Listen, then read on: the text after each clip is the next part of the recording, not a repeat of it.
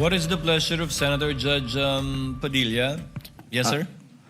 Magandang tanghali po sa ating tagapamahalang hukom Magandang hapon din po. at sa atin pong Ginoong Pangulo.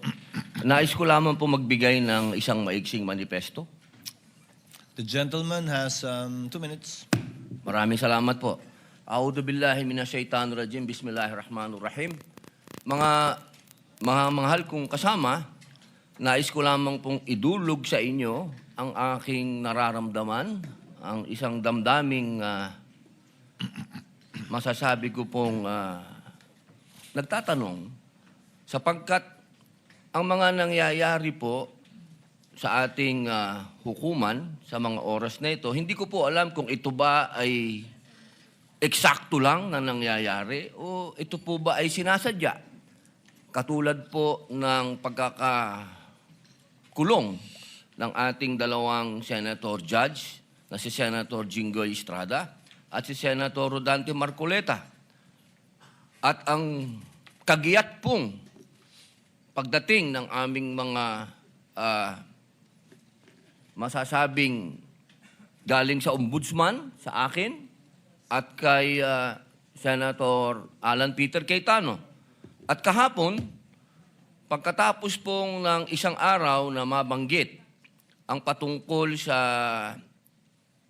pagpunta ng ating mahal na NBI Director sa Bangkok, at ito po ay kinwestiyon ni Senator Alan Peter Cayetano, kahapon po ay biglang lumabas ang isang pahayag na iniimbestigahan daw po yung patungkol sa pangyayari noong Southeast Asian Games.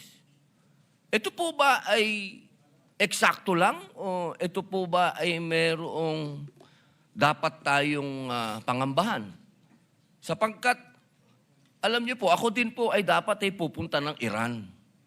Sapagkat isinagawa po ang pagbibigay-pugay sa namatay na kanilang leader, spiritual leader. Pero hindi po ako tumuloy dahil may impeachment po tayo. Tanong ko lamang po sa ating mga kasama, dapat po ba tayong mangamba? Dapat po ba kaming manggamba? At tayo po ay parang eksakto naman lahat ito? Hindi ba po tayo ay malayang korte? Tayo po ay may karapatan na binibigay ng konstitusyon na magsagawa po ng pagdinig na ito. Yun lamang po. Maraming salamat po, Ginoong tagapamahalang hukom. The manifestation of Senator Judge Padilla is noted. What is the pleasure of Senator Judge Mr. Cayetano? Presiding Alan? Officer, Rule 6 of the impeachment proceedings is that the rules of the Senate is suppletory, and if there is anything that affects the honor, integrity, or the functions of us individually or as a Senate here as an impeachment court, someone can rise on a question of personal or collective privilege. I won't do that, but may I just respond to what Senator Padilla said, since my name was mentioned and since the investigation announced by the NBI yesterday seems to be pertaining to this person as chairman of the 2019 Organizing Committee of the Southeast Asian Games. May I, maybe, in the form muna of manifestation, unless the presiding officer or Senate President thinks that I should elaborate on by asking for time on a personal collective privilege, but I don't want to start that Senator proceeding. Judge Cayetano may make his manifestation. Okay. For the record, sir. So, first and foremost, sa sinabi po ni Senator Padilla, I won't ask na ipa-play na yung video, but quite exhaustive yung sinabi ni NBI Director about the Southeast Asian Games. So if the intention was to have a chilling effect, we already have that chilling effect. May 11, hinabol dito sa session hall na to ng mga ahente ng NBI si Senator Bato. May 13, nagkaroon ng enkwentro, putukan, pinipilit ng NBI na hindi sa loob ng Senado, but we have all the evidence that it was inside the Senate. Other incidents, I do not want to evoke a reaction or debate because I want to respect my fellow senators. Much of this has been vented in the media, is in court.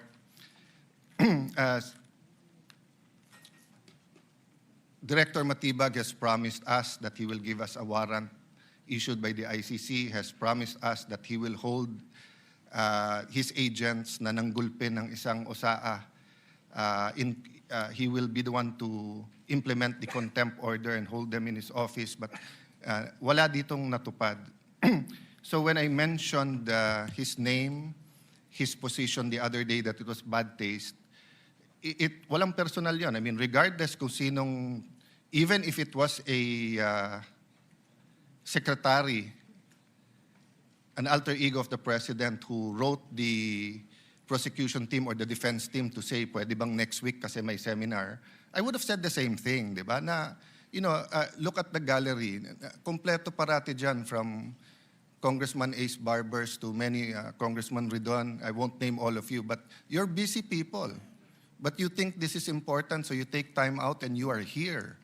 Diba? Of course, the prosecution team, you have to be, you are here. We are here, despite of many, many other important things. Not only investigations, not only the flood control, not only the BIR, not only, we're also talking about the nation being prone to volcanic eruption, to yung bagyo, buti, nasalanta pa rin tayo ng bagyong Inday. Ibang Inday ang pinag-uusapan natin dito sa impeachment. But still, we are here. So it was in good faith that I said, as an example, mukha namang masama kapag kayong isang bureau head. NBI director is a very important position, but it is a bureau. So if a bureau head, and tignan yung invitation, nakalagay sa invitation, or your representative, and we resolved it. So, aksidente ba na yesterday, suddenly after I mentioned it, and after, during the weekend, many have been talking about na dapat ata hindi 16. So, 21 na lang kami ngayon eh. So, 2/3 of 21 is 7. Pag nabawasan pa kami ng 3, 13 na lang yon. Pero some will argue, mabawasan lang kami ng 1 o 2, baka 13 na rin yun kasi wala naman half person o 3/4 person. So all of these issues are valid. Question, the chilling effect is there, but am I intimidated? Wala na akong choice. Ilalabang ko na to, gagawin ko yun ang dapat kong gawin. Bumaliktad man yung sitwasyon, si President Marcos ang ini-impeach and I felt a certain way, ilalabang ko rin. Chief Justice man ang i-impeach, ilalabang ko rin. But for the record, Mr. President, go ahead and investigate. First of all, that's been investigated many, many times. COA, I'm not sure. I think the Office of the Ombudsman, ang nag-file pa ata, Chief of Staff mo eh. Senator Rob, I'm not sure, but parang may kaso na nun. Senator Drilon quizzed us here. I was Speaker of the House, but I chose to appear before the Senate to be able to answer all of those questions directly. The SEA Games, paulit-ulit yan. Biktima na ng speakership ng 2019 yan. Nahuli namin yung PR na sinabi kikiam, pinakain daw mga Muslim ng baboy, when it was chicken longganisa na pinakain. Pero nasiraan na tayo sa Malaysia, Indonesia. The SEA Games gave us so much honor. So far, it is still the biggest SEA Games in history. Many of our athletes launched their career, even going to gold medals in the Olympics. Our athletic and our yung aquatic natin center in Clark is one of the best in the world. Ang nagsabi nito yung Israeli coach ng isang foreign team doon. But go ahead if you want to investigate. But I just want to put on record, mukhang misfire. Bakit? Yung sinasabi niyang infrastructure na walang bidding, first of all, the procurement law has many modes of procurement. So don't make it appear sa public na just because walang bidding, may anomalya na to. Okay. Secondly, bakit ko sinabing misfire? Hindi po sa, I'm referring to Director ng NBI Matibag. I had nothing to do with the infrastructure. The chairman of the committee. In fact, I had to resign from the DFA because I was running for congressman during that time. So dun sa sinasabi ni Director Matibag na may congressional insertion to fund it, it's definitely not me, because how could a non-member of the Senate or non-member of the House insert anything? Okay. Dun sa sinasabi niyang infrastructure, it was done by the BCDA. The chairman of the BCDA is one of the closest advisors of the president now. The president of the BCDA is one of the closest advisors and is a secretary now. And he said, medyo kaduda tong kumpanya na nanalo walang bidding. If I'm not mistaken, it's the same company who's making the City Hall of Pasig. Huh? So, I mean, if they want to investigate, go ahead. But by mentioning the organizing committee of the SEA Games, ako po chairman nun. At paninindigan ko po na napakaganda nung nangyari doon. At kung may anomalya, ako unang magagalit. So, go ahead. But my point, Mr. Chairman, honorable members of the court, sa prosecution, to be fair sa prosecution at marami akong kaibigan, I've never felt any intimidation from any of you. I mean, you've continued to be either friends or for those who are former friends but friends. I mean, I don't know if nagkamali lang ako, but on the first day, I nodded ng konti kay Senator De Lima. Gumanon din siya, hindi ko alam kung na-acknowledge because we were friends once upon a time. And this is a court. We owe it to each other to be professional, di ba? So wag tayong pumayag na someone like Director Matibag would do that. My point, Mr. President, Mr. Presiding Officer, he could have not announced it and investigated. Imbestigahan mo, tingin mo may mali, imbestigahan mo. But it is unfair to me and unfair to the court that kung kailan siya patatawag siya sa Monday, intimidate mo ako, hindi kita tatanungin sa Monday dahil mag-a-announce ka na iimbestigahan mo. Tapos sasabihin mo may insertion, tapos sasabihin mo hindi liquidated po lahat yun. So, let me talk of unfairness. Hindi ba unfair? Kung ako, babaliktarin ko, sasabihin ko, inimbestigahan ko na rin kahapon eh. Ang sabi sa akin, mainit ang ulo ni Director Matibag kasi may contractor na daw yung binigay na lupa para sa NBI at gusto niya sarili niyang contractor. Oh, would that be fair to him? No. It would be a marites accusation. So that's the same thing he announced yesterday.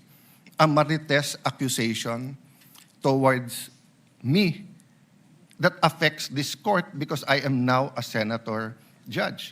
So I hope this is the last time that I'm going to have to speak about this. But definitely, we've been speaking about this, binabawasan talaga kami. Iniisa-isa. Even yung mga vlogger na malapit sa administrasyon, sabi, 2 down, 3 down, may kasunod na. Di ba? So, Mr. President, I want this impeachment to be a test that the 1987 Constitution works and that despite political differences, the prosecution and defense, I saw them after the first or second day, nagkakamayang kayo, nagkakamustahan. After the first or second day nung mainit na baliktaktakan dyan sa pre-trial, nagbabatian, di ba? Even in court. So we can't help but be emotional. We can't help but get mad at what we think is disgusting or sometimes crossing the line. But is there any question that for this verdict, whether it's for conviction or acquittal, to be accepted by the Filipino people, we have to make sure that the integrity of the court is intact. I will admit to you, nahirapan po ako. Wala si Senator Marcoleta eh. Iilan lang po kaming abogado dito. Si Senator Pangilinan, Senator Cheese, si Aimee is a law graduate, di ba? Pia. Senator Pia, Bam is a second-year law student and I'm encouraging him na tapusin niya. Total review na yung nangyayari ngayon. But it's not easy. 24 lang kami, nabawasan na ng 3. So I hope this issue of the integrity of the court becomes an issue for all of us. No, I'll repeat what I said when I was Senate President. Director, hindi mo kami natibag. So wag mo try itibagin tong representation na to o itong impeachment court because what you're doing is not helping. You investigate whatever you want to investigate. You want to investigate, ba't ako nagpatubo ng balbas? Investigate mo, no problem with me. Pero wag mo nang i-announce kasi nga naaapektuhan yung integrity ng court. Thank you for the leeway, Presiding Officer. Thank you, Senator Judge Alan Cayetano. Yes, what is the pleasure of Senator Judge Pia Cayetano? Mr. President, Presiding Officer, I assume most of my colleagues, like me, were busy studying the lengthy memorandum filed by each of the parties. For the record, 30-plus pages, more or less double space yung sa prosecution. Kaya by the time I got to the defense, para na ako maduduling kasi mahaba na nga yung 30 pages na double space, napunta pa ako sa single space. Okay lang yun, kasama sa trabaho yun, pero that's how lengthy the documents were. And I slept at 2 a.m., hindi kasama to sa explanation ko, di ako nagyayabang or anything, it's our job. And I'm a night person, so normal sa akin yun. And then in the morning, tuloy ulit, sent my staff questions, asked for more details, and then we worked together throughout the morning until it was time to come here.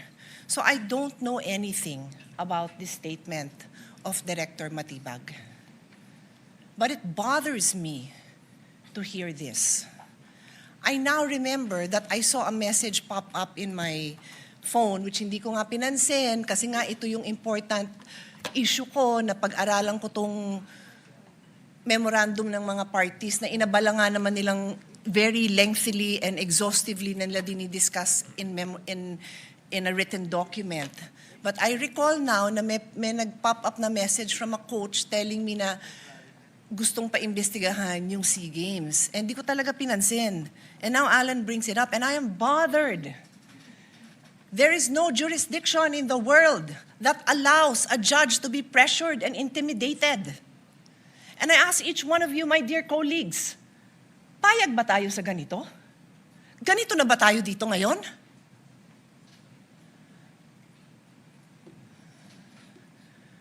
Don't we want a better country for our children?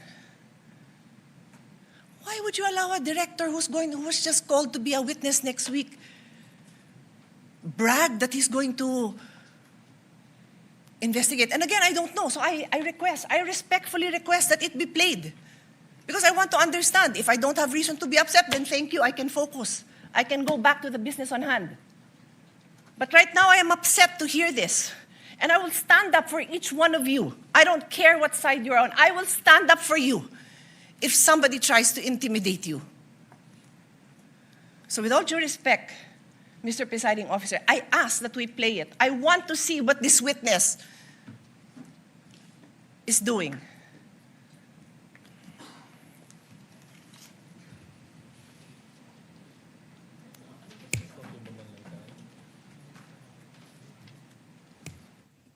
Presiding Officer declares a brief recess.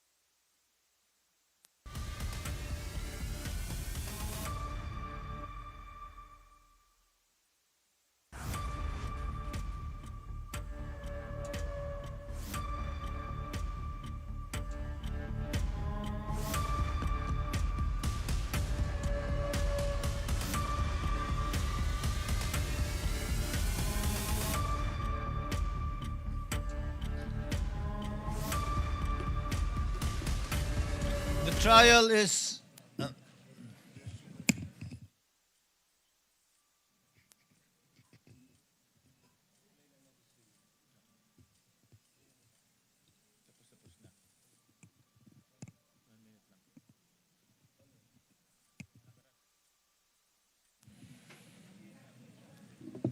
Trial is resumed.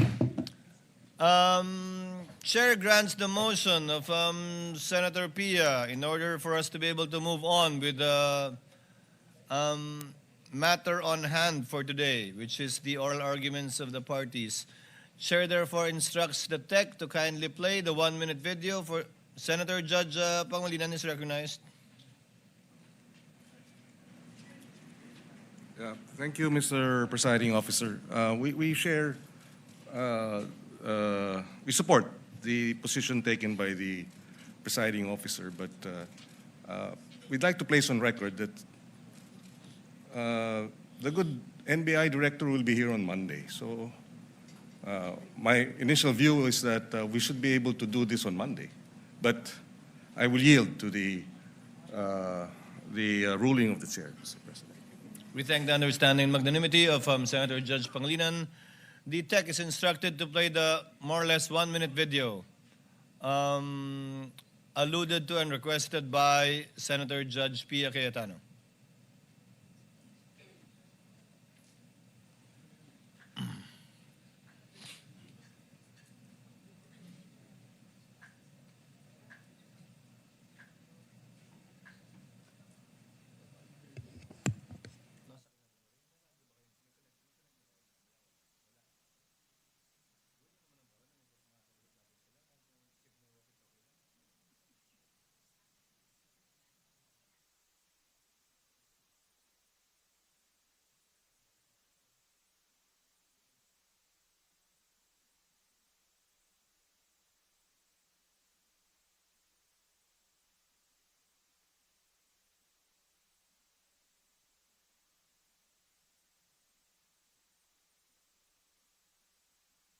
Yan, meron kaming mga kaso na pumasok na bago na dapat namin tingnan. Kung maalala nyo, pumunta kami ng Clark because we were given 70 hectares for the NBI Academy. So magkaroon kami ng relationship sa Clark. Nakita namin dun yung parang sports complex na ginamit ng SEA Games, yung sa Philippine SEA Games Organizing Committee. Well, nakarating sa amin, may titingnan kami rito, may kailangan kami imbestigahan dahil nakarating kami rito, bilyon-bilyon pala yung pumasok dito na pera na unliquidated. At mayroong private company rito na na-involve na binayaran ng 10 billion at ang pagbabayad insertion sa GAA na hindi binayad. So ito, imbestigahan namin to. Malaking kaso rin ito. Ay, iba pa yun, yung sa Caldero na kaso, I think it's ongoing, pero sisilipin na rin namin. Ito yung tungkol dun sa, it's a Malaysian company na sila yung nag-build ditong sport area na to. Walang bidding, tapos nabayaran ng mabilisan na 10 billion yung halaga, congressional insertion. So sisilipin namin to. Katunayan, meron kaming mga kaso na pumasok na bago na dapat namin tingnan. Kung maalala nyo, pumunta kami ng Clark because we were given 70 hectares for the...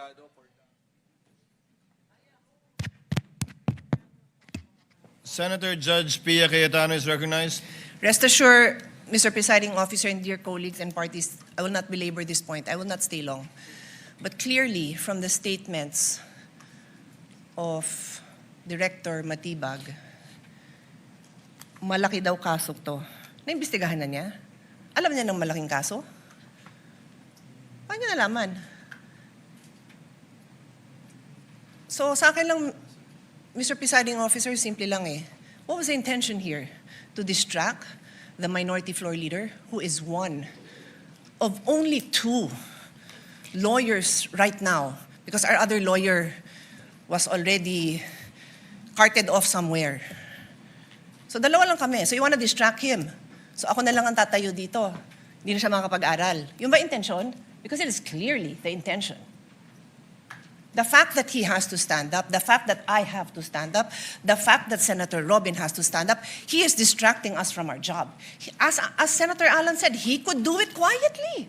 Go ahead. Anong purpose niya? Nagyayabang siya? What's the purpose? Is he trying to intimidate us not to ask him tough questions when he is our resource person next week? I do not know. But those statements, those actions are not acceptable, possibly contemptible.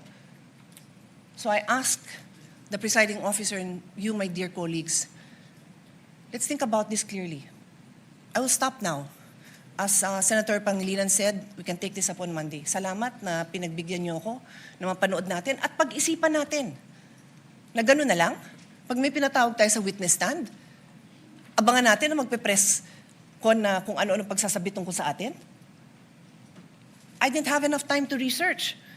But clearly, I know that there's jurisprudence that does not allow a judge to be intimidated.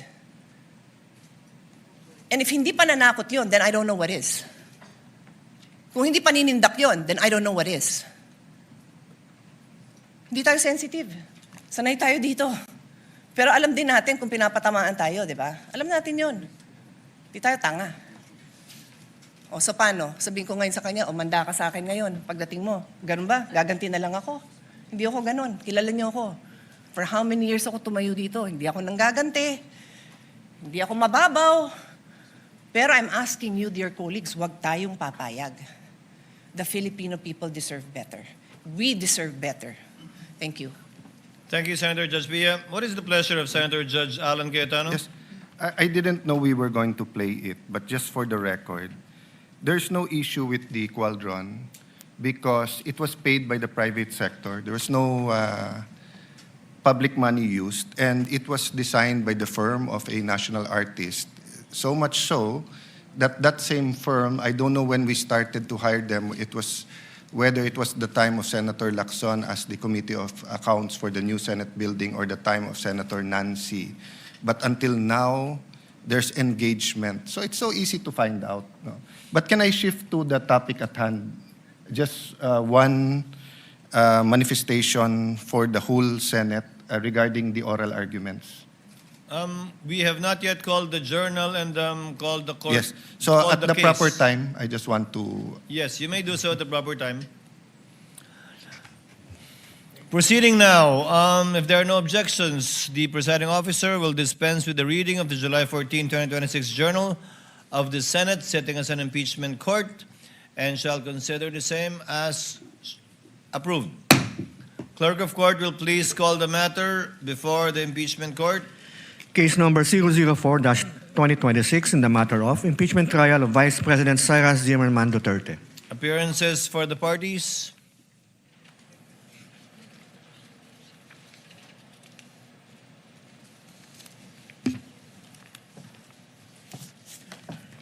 Good afternoon, Your Honors. Same appearance for the prosecution. We are ready, Your Honor. Appearances for the respondent. Good afternoon, Your Honors. I'm Michael Poa. Same appearances for the defense and for the respondent accused, Your Honor. Before recognizing the counsel for the prosecution for their 15 minutes for their presentation and oral argument in relation to their motions for the issuance of subpoena for banks, AMLC, and the BIR, Chair would like to recognize Senator Judge Alan Cayetano for his manifestation earlier. Alan? The Senator Judge intimated earlier that he had a manifestation before we proceeded. Yes, this is really to be fair to the prosecution and of course to the defense. One of us. So yesterday I asked whether or not mag-oral arguments today, and then I'd like to thank the Senate President and of course the presiding officer and all our colleagues, no, Senator Soto, although magkatabi kami, hindi kami magkatabi, but I saw him agreeing that we should have a caucus and discuss this. Hinimay ko lang very preliminarily, ha. If we're going to look at issues, for example, relevancy lang, you have about the banks, you have AMLA, AMLC, you have BIR. Then for each one of them, so for example, for the banks and AMLC, you have peso accounts and dollar accounts. Then for each one of them, you have the account of Vice President Sara, but also of the spouse, and then possibly of the companies, same sa BIR. So, although I do believe that we have exclusive jurisdiction, sometimes the Supreme Court have defined certain parameters that we either have crossed or not. So if we're going to vote, one vote, whether or not to allow these subpoenas, it would be unfair to everyone. For example, me, I cannot vote unless I see na walang problema sa lahat, then no problem, let's vote, pwede. Pero kung sabihin kong walang problema sa banks at AMLA, may problema sa BIR. Walang problema sa BIR, pero sa spouse, meron. So we're going to have a caucus, and I'm sure we're going to have a good discussion on that. But just two things. Number one, can we give, of course, we'll follow the time today, but if any of the two, the prosecution or for example, in the rebuttal, after the rebuttal ng defense, makikita na ng prosecution saan talaga nag-object yung defense, hindi lang sa lahat. If we can give them a little bit more time, kasi nga, mahabang discussion to. Having said that, I'm more than okay if we have to have an extra day next week, whether to discuss among ourselves or I'm not preempting our caucus. I'm just saying, Mr. President, that I commit to you, I will not delay, I will not overtalk on these issues, and I don't think controversial each and every one of this yung request for subpoena dito, but there may be one or two, and I don't think it would be good for us to lump it in one issue if there are different legal issues. The law, there are similarities in the law, but there's a different law governing AMLA, there's a different law for the bank secrecy, there's a different law for BIR. So, thank you, Mr. Chair notes the observation of Senator Judge Alan Cayetano. However, subject, of course, to any agreements that will be arrived at in caucus, we are constrained by the motions filed by the parties. There are only two pending motions that this court should act upon. Number one, a motion for the issuance of a subpoena with respect to bank and AMLC records on the one hand, and number two, a motion for the issuance of subpoena for BIR records. Understandably, there are sub-issues underneath each, but we cannot put to a vote each and every sub-issue under each motion. So we will most likely, and the chair would suggest, put it to a vote by the motions that have been filed by the parties, whether or not to grant it or to deny the motion filed by the prosecutors rather in this case. Again, subject, of course, any agreements we might arrive at in caucus, Senator Judge Alan. And the chair will submit to that. Now, as earlier agreed in yesterday's proceedings, the prosecution will be given 15 minutes for their chief arguments. Likewise, the respondent will be given 15 minutes. And then thereafter, the prosecutor will be given 10 minutes by way of rebuttal, and the respondent will be given 10 minutes by way of rebuttal. May I ask who among the prosecutors or counsel for prosecutors will argue the motion for the issuance of the subpoenas for the banks, AMLC, and BIR? Your Honors, the prosecution will be represented by the Honorable Representative Chel Jokno for the purpose of this oral argument. Nonetheless, Your Honor, we have some manifestation to make for the prosecution. The lead prosecutor may proceed. This is pertaining to the matter on hand. This pertains, Your Honor, to the remaining witnesses for Article 4 threat. Can we discuss that later before we adjourn, lead prosecutor? We submit, Your Honor. Thank you. On the part of the respondent, The part who of the will argue? respondent, Your Honor, I will be the one arguing today. For the record, kindly state your full name, Attorney Poa. My name is Michael Wesley T. Poa, Your Honor. Thank you. Your Honor, we're requesting that Congressman Chel Jokno be recognized. For the prosecutors, the Honorable Representative from the party list Akbayan, Chel Jokno, is recognized for his oral arguments on the motions, twin motions that they filed. You are recognized, sir, and you may proceed when you're ready. You have 15 minutes. Thank you, Your Honor. Good afternoon, everyone, to the members of this honorable court. May it please the court. Simple lang po ang isyong kinakaharap natin ngayong hapon na ito. Pero napakabigat. Bubuksan ba natin ang pinto ng katotohanan o haharangin ito? Ang hiling ng prosecution ay mailabas ang buong katotohanan so that this court may know the truth, the whole truth, and nothing but the truth, and make its decisions based on that. That is why we have requested the issuance of subpoena duces tecum for the bank records, tax records, and anti-money laundering council reports relating to Vice President Sara Duterte and her husband, Attorney Mans Carpio. Sa pamamagitan nito, may lalahad ang buong katotohanan tungkol sa mga alegasyon sa Article 2 ng Articles of Impeachment. Una, na pinayaman ni Vice Presidente ang kanyang sarili ng labis-labis sa kanyang legal na sahod at lehitimong kita bilang isang lingkod bayan. Pangalawa, na meron siyang mga ari-arihang hindi dineklara sa kanyang Statement of Assets, Liabilities, and Net Worth. At pangatlo, na habang siya ay nanunungkulan bilang Vice Presidente, nakibahagi siya sa negosyo, directly or indirectly, kahit ipinagbabawal ito ng ating konstitusyon.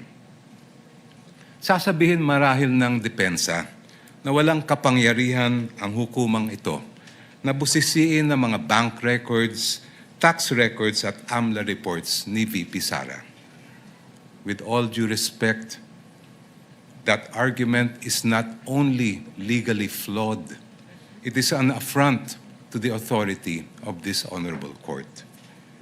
Kung tatanggapin po natin ang argumentong ito, hahayaan natin maliitin at insultuhin ang hukumang ito. The Constitution, Your Honors, please, vests this impeachment court with extraordinary powers. Tanging ang hukumang ito lamang ang may kapangyarihang magpasya kung ang mga pinakamataas na pinuno ng ating bansa ay karapat-dapat pa rin manungkulan. Because this power comes directly from the Constitution, no one, no person, no law, no administrative rule can limit or supersede it. I repeat, nothing and no one can handcuff this court's power to try and decide this impeachment case. Kahit ang bank secrecy law po ay sumusunod at tumatalima sa impeachment court. The law explicitly states, and I quote its pertinent portions, all deposits are hereby considered as of an absolutely confidential nature except in cases of impeachment. Walang kaduda-duda, may karapatan at kapangyarihan ng impeachment court na busisiin ang mga bank records ni VP Sara. Hindi rin po hadlang ang Data Privacy Act. The law itself affirms that confidentiality shall not apply, and I quote, should the personal information be needed pursuant to a subpoena duly issued. Muli, walang kaduda-duda.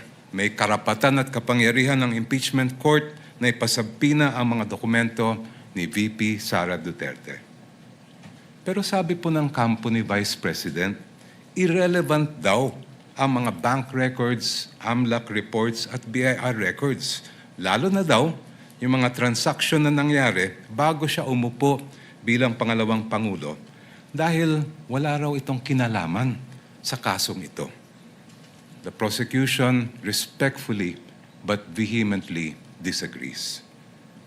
Ayon sa report ng Anti-Money Laundering Council na isinumite sa Committee on Justice ng House of Representatives, the financial activity of Vice President Sara C. Duterte increased significantly starting 2007 when transaction values surged to 208.15 million pesos.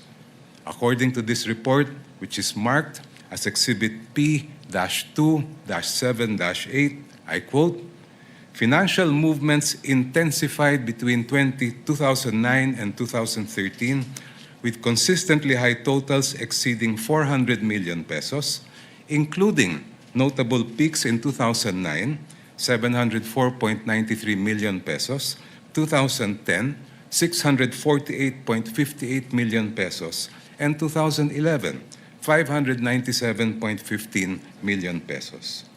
Si VP Sara po ay nanungkulan bilang Vice Mayor ng Davao City mula 2007 hanggang 2010.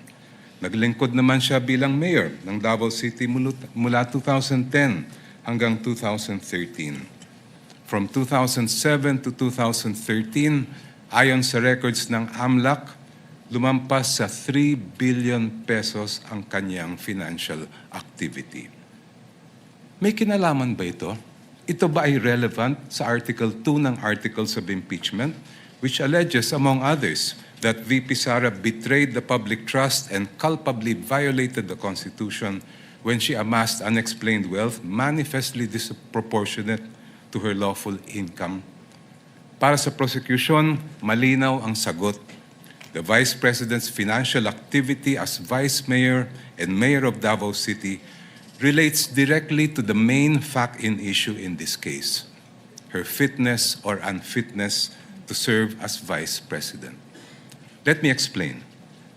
The framers of the 1987 Constitution added betrayal of public trust as a ground for impeachment, and I quote, to include all acts which render the officer unfit to continue in office. For this honorable court to determine whether VP Sara Duterte is unfit to continue in office, it must have a clear picture of the respondent as a public servant. Kailangan makita ng publiko at ng mga senator judge ang tunay na kulay ng vice-presidente at larawan ng kanyang buong pagkatao bilang isang lingkod bayan. If she amassed staggering amounts of unexplained wealth while she was a vice mayor and mayor, doesn't that say a lot about her unfitness to serve as a vice president? Isn't that relevant to the question this court must resolve at the end of this trial of whether or not the vice president betrayed the trust given to her by the people?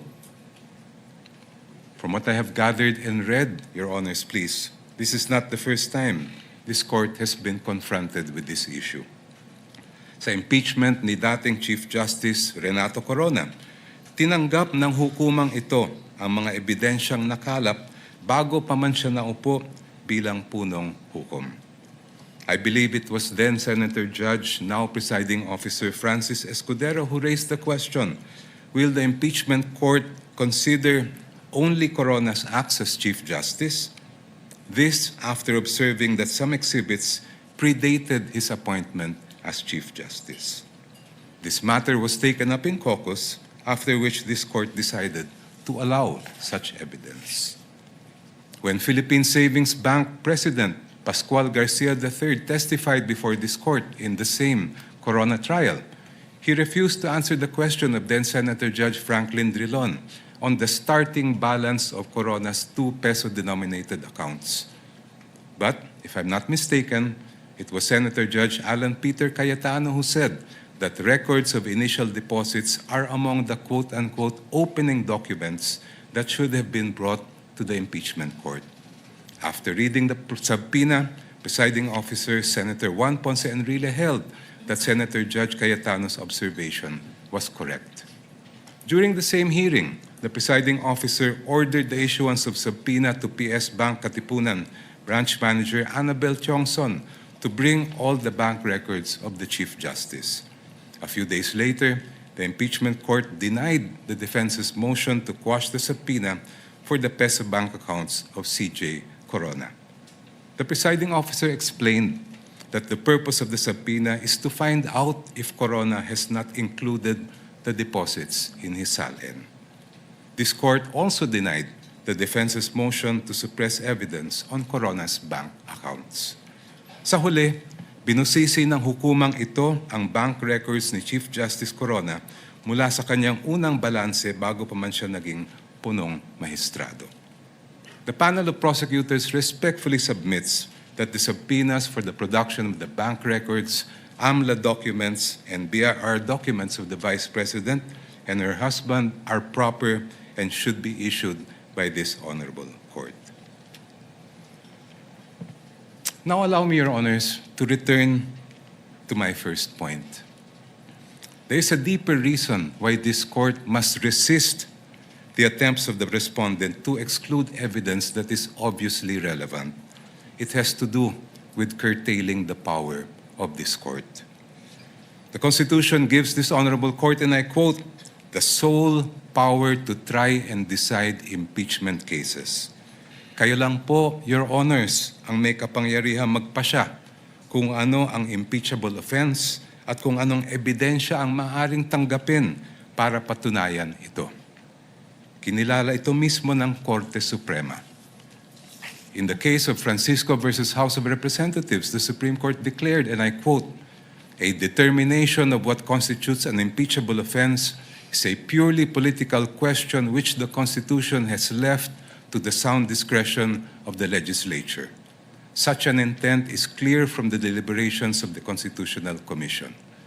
Inulit po ito ng Supreme Court sa kasong Gutierrez versus House of Representatives, where the Supreme Court declared, and I quote, Francisco instructs that this issue would require the court to make a determination of what constitutes an impeachable offense.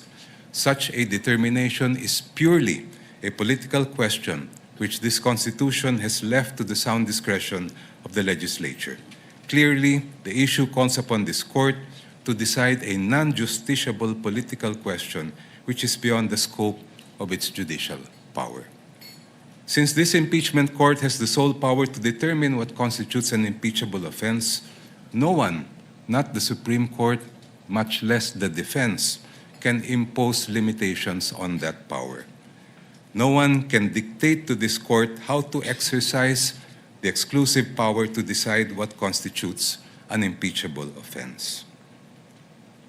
In closing, Your Honors, I go back to the most fundamental provision in our Constitution on the accountability of public officers, Article 11, Section 1, which provides, and I quote, public office is a public trust.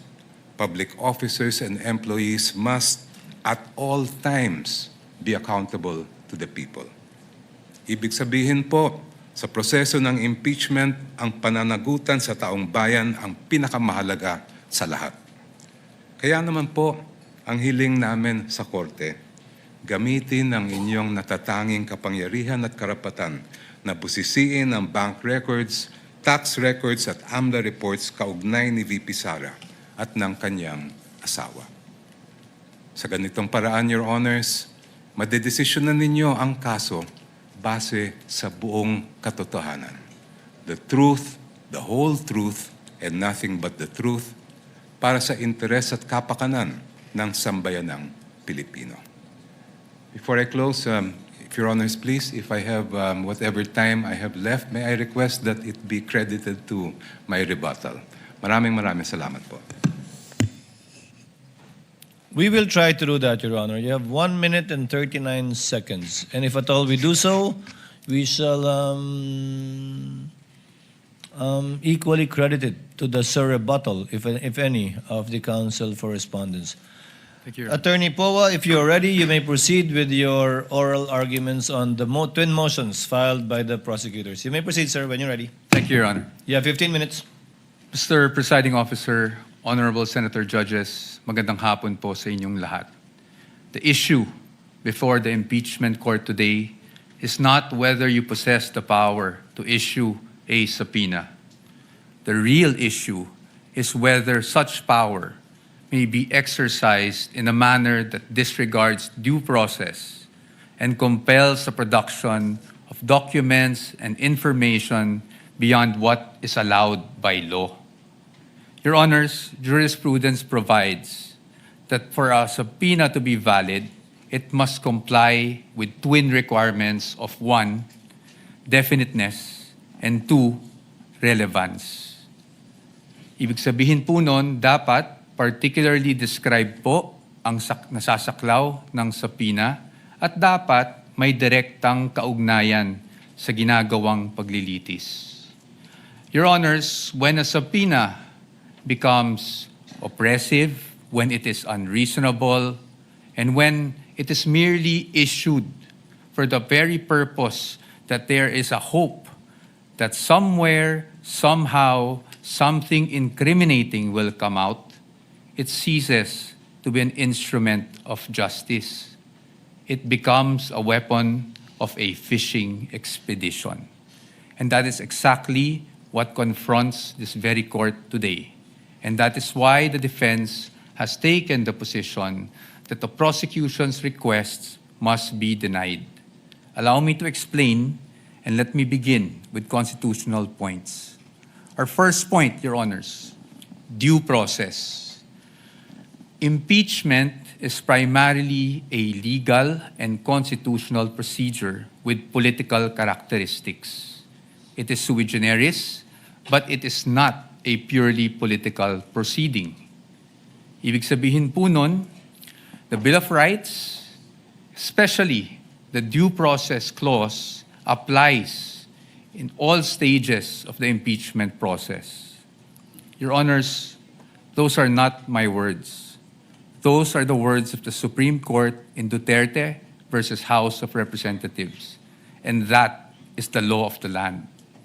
When we speak of due process, we offer a simple proposition that evidence must be present to support each and every accusation. Pero hindi po yon yung nangyari dito. Balikan po natin kung saan nagsimula itong proceeding na ito. I have here with me, Your Honors, copies of the Zabalia and Cabrera complaints, both filed before the House of Representatives. Both accused the Vice President of allegedly amassing unexplained wealth, both with voluminous attachments, yet not one attached a document to support that accusation. Not a single financial transaction record, not even a single SALN. In fact, it was only after these complaints were filed, and more significantly, only after the respondent had filed her answer before the Committee on Justice, that committee started searching for evidence to somehow support these accusations through, again, the issuance of subpoenas.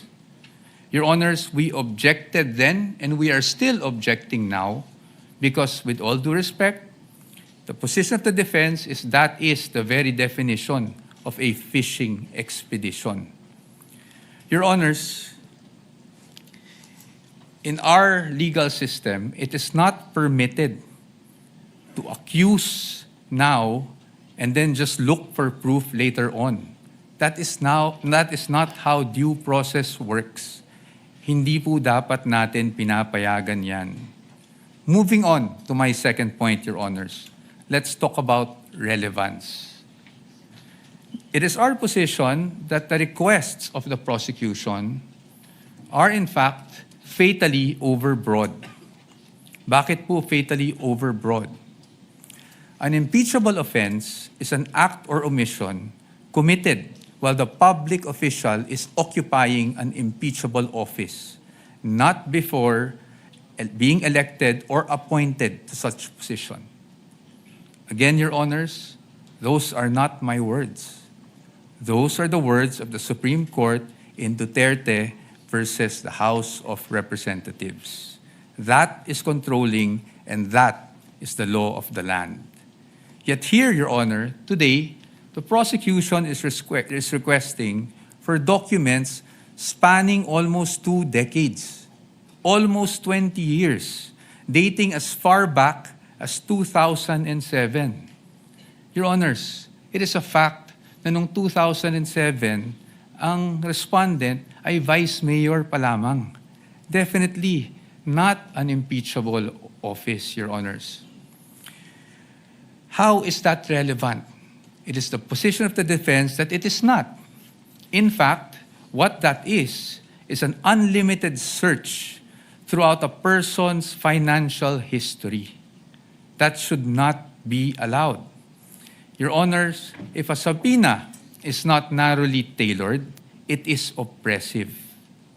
For these reasons alone, we are of the position that the request should already be dismissed.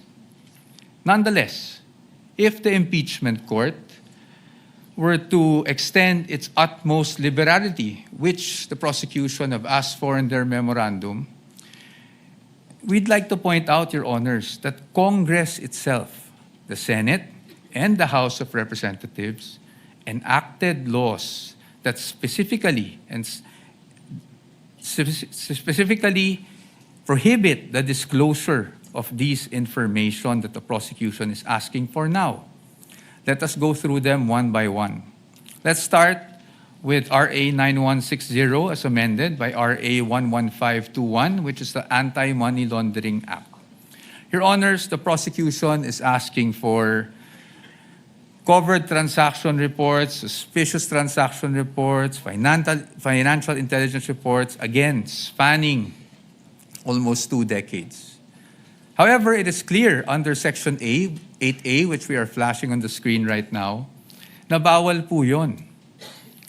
Disclosure is prohibited under this provision, Your Honors. It is in black and white. Meron po bang exception? Wala po. Impeachment is not an exception. Had Congress wanted to make impeachment as an exception, madali lang naman pong ilagay yun sa batas. Pero hindi po iyon nagawa. Now, in fact, I also have here copies of the Financial Intelligence Report and another report from the AMLAC, the Information Management Analysis Group, which were already marked as exhibits, Your Honor. And it's in the records of the court. No? Exhibit D2-8-P1, where it says specifically that it should not be, the information should not be used as evidence in formal proceedings, Your Honors. Clearly, Your Honors, to compel AMLAC officials to disclose such information would be to compel them to violate the law. Let's move on now to the tax records, Your Honors. Prosecution is asking for tax records, so let's look at the tax code. Section 270 of which criminalizes disclosure of taxpayers' information.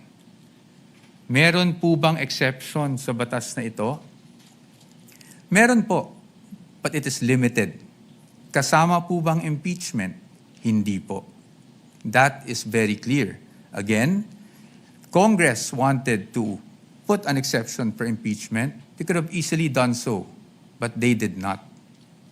Now, Your Honors, let's go to bank secrecy law, RA 1405. The state policy has always been to favor the secrecy of bank deposits, Your Honors.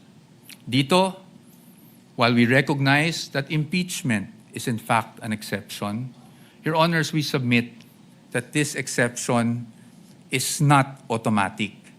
Meaning, hindi porket may exception for impeachment, pwede na kaagad natin buksan ang lahat ng bank records na hinihingi ng prosecution. Why? Because, Your Honor, this exception does not dispense with constitutional safeguards. It does not abolish the right to due process. So dapat po, meron pa rin tayong basihan. If you look at the Articles of Impeachment, wala naman po doon na nagsasabing yung sinasabing unexplained wealth coming from, even if it was an illegal activity, ay pinasok sa isang specific account.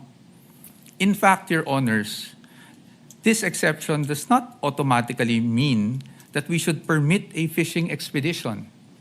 Yun nga pong mga bank account numbers na nakaspecify sa request for the issuance of a subpoena, ang aming posisyon po dyan, yan po ay nakalap doon sa illegal disclosure, with all due respect, na ginawa ng AMLAC before the Committee on Justice.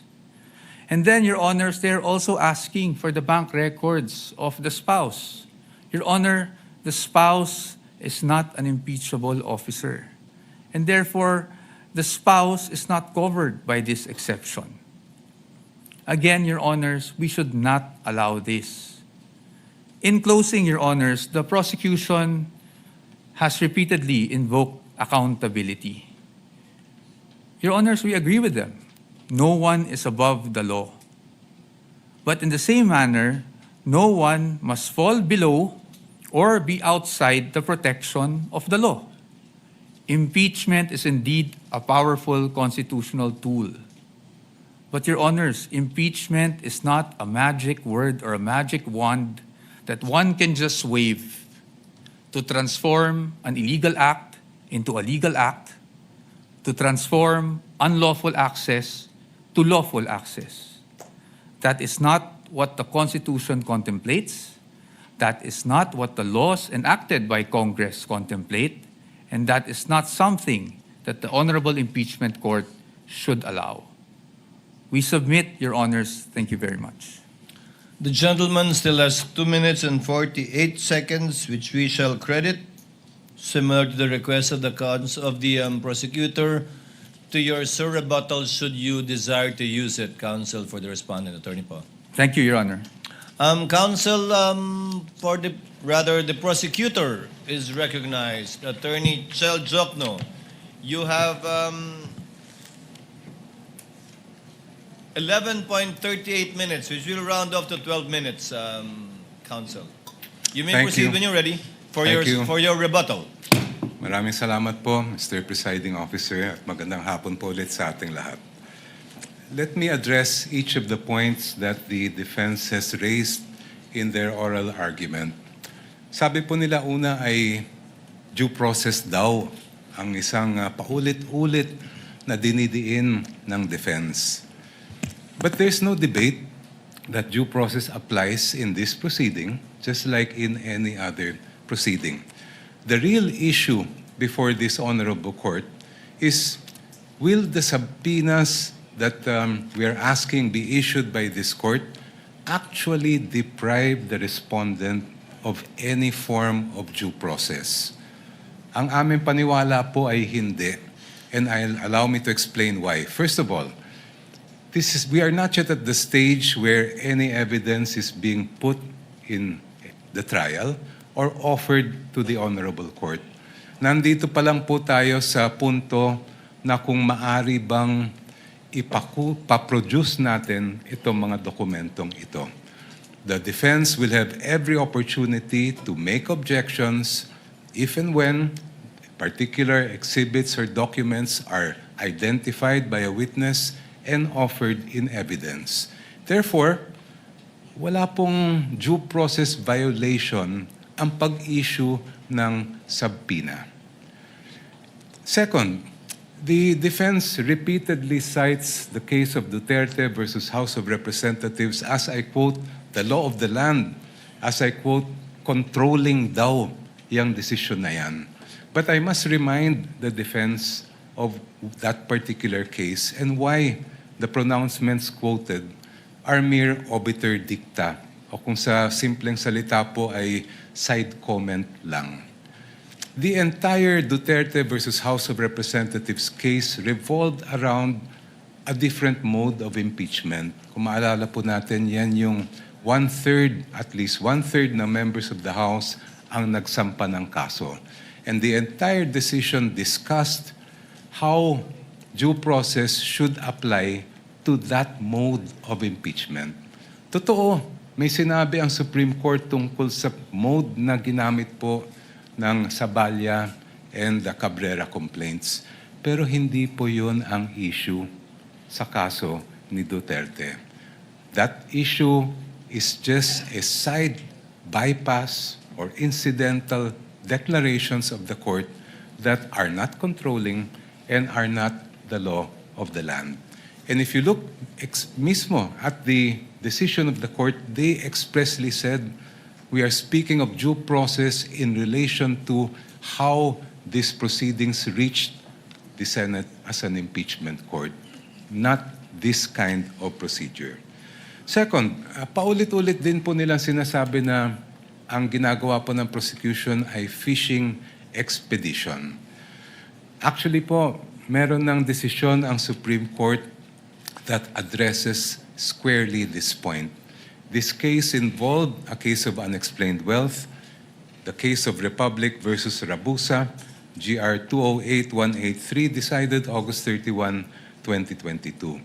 Just like here, the prosecution in that case requested subpoenas for the production of bank records. Just like here, the argument was raised that this is a mere fishing expedition. In fact, hanggang sa Court of Appeals, ang sabi po ng Court of Appeals ay fishing expedition lang po yan. But please allow me to read just a portion of what the Supreme Court held here. I quote, "The Court of Appeals resolved that the bank accounts of Rabusa et al. Were protected under Republic Act 1405, that is the Bank Secrecy Law. Given the arbitrary demand to disclose the contents thereof, the Court of Appeals considered the inquiry as a fishing expedition to utilize evidence against Rabusa et al. In the instant case, given that the court orders in the form of various subpoena duces tecum and ad testificandum all involved the forfeiture of unexplained wealth, the RTC was in error for not allowing petitioner to examine, inquire, and look into the subject accounts." I continue. "As the present proceedings on unexplained wealth are now encompassed within the exceptions of Republic Act 1405, the court orders subject of this case clearly fall within the orders that would enable the examination of the respondent's bank accounts as contemplated in the first exception. Thus, it comes clear that this court cannot sustain the RTC's and Court of Appeals theory that there was no court order authorizing the examination of the bank accounts. On the contrary, records prove that the RTC issued several subpoena duces tecum and ad testificandum, which required certain persons to testify in open court and present documents which pertain to the existence and identity of the subject accounts and also to the accounts, the contents found therein. I just move forward. Given the existence and propriety of the subpoenas, the evidence procured through the same should have been duly considered by the lower courts. This court cannot agree with the Court of Appeals' supposition that the examination of the respondents' bank accounts was but a mere fishing expedition to pin liability on them. Next, the defense repeatedly cites a number of laws to claim that the requested information and documents that we are asking from this court for the issuance of subpoena are confidential. Sabi po nila, confidential daw ito sa ilalim ng Republic Act 1405. Sabi po nila, confidential daw ito sa ilalim ng Anti-Money Laundering Act, pati ang National Internal Revenue Code, pati ang Data Privacy Act ay confidential din.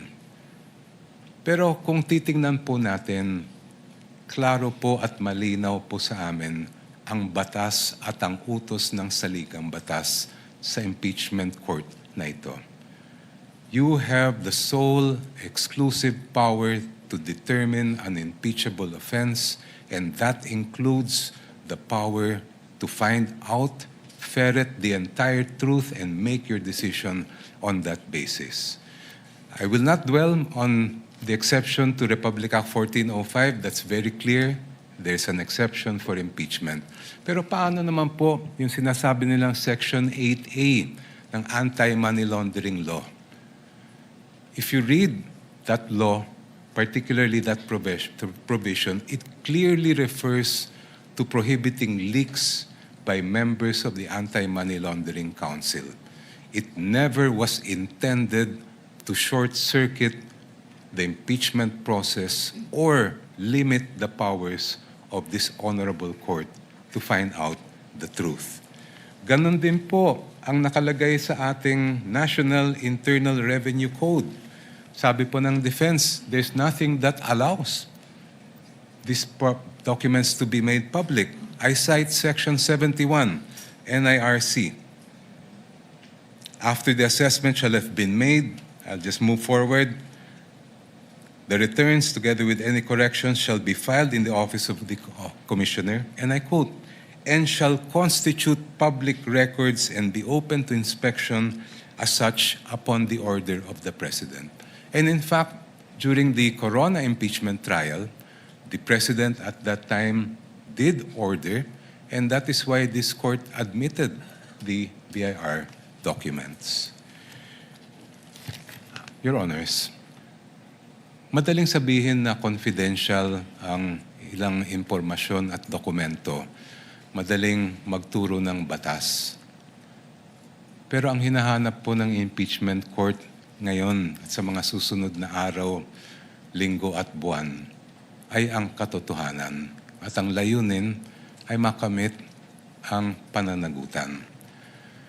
Confidentiality, Your Honor, should not be the prevailing principle in this proceeding. Hindi po confidential ang katotohanan. Maraming salamat po. Thank you, Representative, the Honorable Chel Jokno. Attorney Poa, counsel for respondent, is recognized for his rebuttal. Sir, you have 13 minutes. Thank you, sir. I will not take up the entire time to expedite matters. Your Honors, I respect, of course, the arguments put forth by the distinguished opposing counsel. But when it comes to due process, Your Honors, I think it's beyond debate, no, that due process must be observed in every stage of the proceedings. And aside from that, due process requires, Your Honor, that we also respect the protections afforded by law on the respondent. Your Honors, ang sabi po ng ating distinguished opposing counsels, obiter lang daw po yung sinabi ng Supreme Court. But Your Honors, nung sinabi ng Supreme Court sa Duterte versus House of Representatives na ang impeachable offense is an act or omission that is committed by a public officer while occupying an impeachable office, hindi naman po siguro pwede doon lang sa yung one-third mode gamitin yung ganong definition, pero pagdating po sa ibang mode ay hindi na po applicable yung ganong definition. Your Honors, in fact, in that decision, which I failed to mention earlier, sinabi rin po that the acts or omissions must be done in relation to the office. Kasi yun nga po ang purpose ng impeachment. Next, Your Honors, yung sinasabi na dapat kahit na may mga prohibition sa batas, pwede pa rin nating masapina para ma-examine. Your Honors, it is the wisdom of Congress kaya po may ganung mga prohibitions against disclosure under the law. Kung papayagan po natin that a court process, even an impeachment court, can issue a subpoena to thwart those provisions, it's as if, Your Honor, we are doing judicial legislation here because a judicial issuance can easily repeal for the time being that provision or at least suspend, Your Honor. Maybe not repeal. Properly, the proper word might be suspend that provision of law. I've never heard about that, Your Honors. And then, lastly, Your Honors, parati nating sinasabi rin, no? Two points. Yung nabanggit na Section 71. I agree po under the tax code that Section 71 provides that if the President orders, then nawawala na po yung confidentiality. However, Your Honors, even given that there's an order from the President, I think we should still think about the relevance. Para saan ba ine-examine yung mga dokumento? Hindi ba para sa impeachment proceeding? Hindi po namin sinasabi na kung sakaling nagkamali man ang Vice Presidente, kung sakaling may paglabag man sa batas ang Vice Presidente noon, ay hindi na pwedeng maparusahan. Marami naman pong paraan. You can file cases against the Vice President for those infractions, preterm infractions.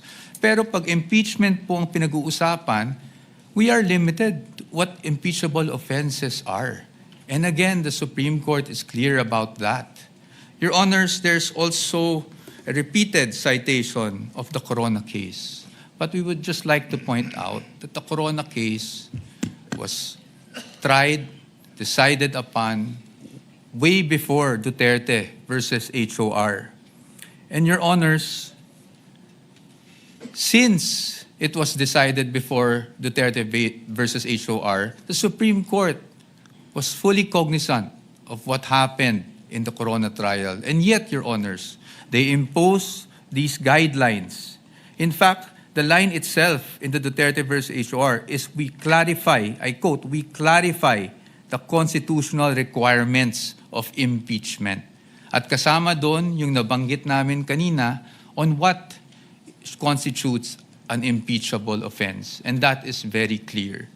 Marahil, sinasabi natin na yon ay isang obiter, pero, Your Honors, paano po magiging obiter yon? Kung yun mismo ang itinakbo ng desisyon. The fact that the one-year bar was triggered was only the effect of not abiding by the due process clause of the Constitution. And lastly, again, Your Honors, we do not disagree with the prosecution in terms of accountability. Again, no one is above the law, but no one should also be deprived of the protection given by law, Your Honors. Thank you. Bago mag-recess ang mga senator judges para mag-usap sa caucus, nais kong sambitin sa record na binabati ko ang magkabilang panig, partikular si Congressman the Honorable Chel Jokno, gayon din si Attorney Poa, sa isang mahinahon, malumanay, maginoo at magalang na diskurso at debate kaugnay sa may tuturing nating kontrobersyal na isyong ito.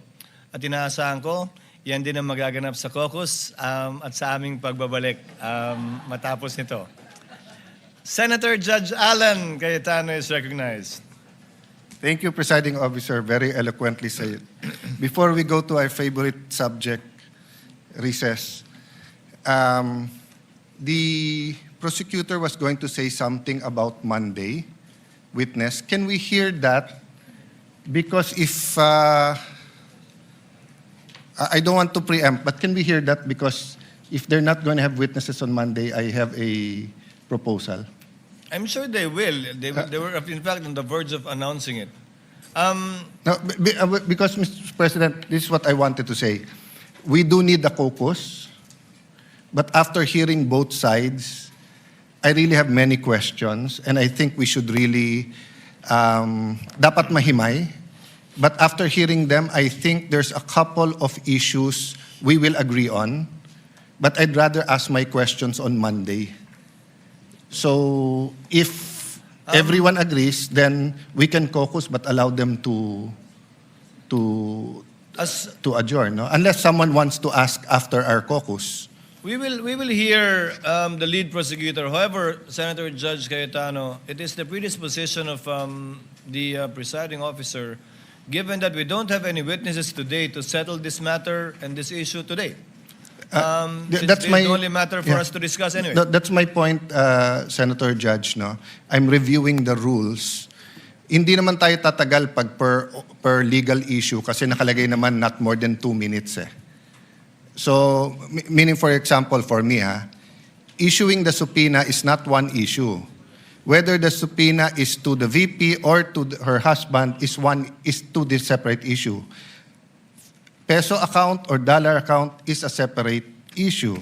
Whether or not the company's accounts, etc., should be subpoena is a different issue. But for me to decide, I want to ask the prosecution and the defense about that. So medyo mahaba-haba talaga.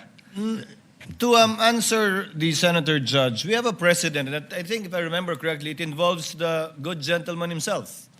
When then Senate President Enrile made a ruling with respect to the request for the issuance of a subpoena against the former Chief Justice Corona and his family, the gentleman agreed with respect to not issuing the subpoena against the Chief Justice, but disagreed with respect to not issuing with the family.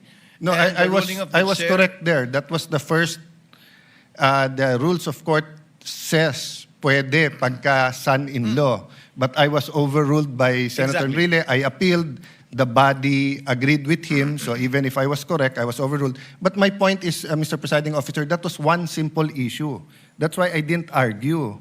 I'm saying this seems to be like 2 subpoenas But there are several subject matters, AMLA, etc. And remember, this is Article 2. What's our assumption? August or September pa to iti-take up eh. So I'm just saying, so for example, no, we all agree on the ruling. It benefits one side. We should tell them why we ruled that way so that if they file a motion for reconsideration or they go to the Supreme Court, malinaw din yung ruling natin doon. There are substantive issues here. There are some issues, as eloquently said by Congressman Shell Jokno. Alangan naman bagbago ako ng stand kung pare-pareho yung issue about, let's say, bank account. So, you know my vote on that, di ba? But my vote on Chief Justice Corona doesn't mean it's the same vote if it was on his spouse and the companies that are under his name. I can tell you honestly right now, I don't know what to vote for, what my vote will be. But I do know that these are two important issues. Even the definition of definiteness and the definition of fishing expedition, I want to pursue that with them. With the permission Your of Honor, Senator sir. Judge Alan, can we discuss that in caucus? Yes, yes.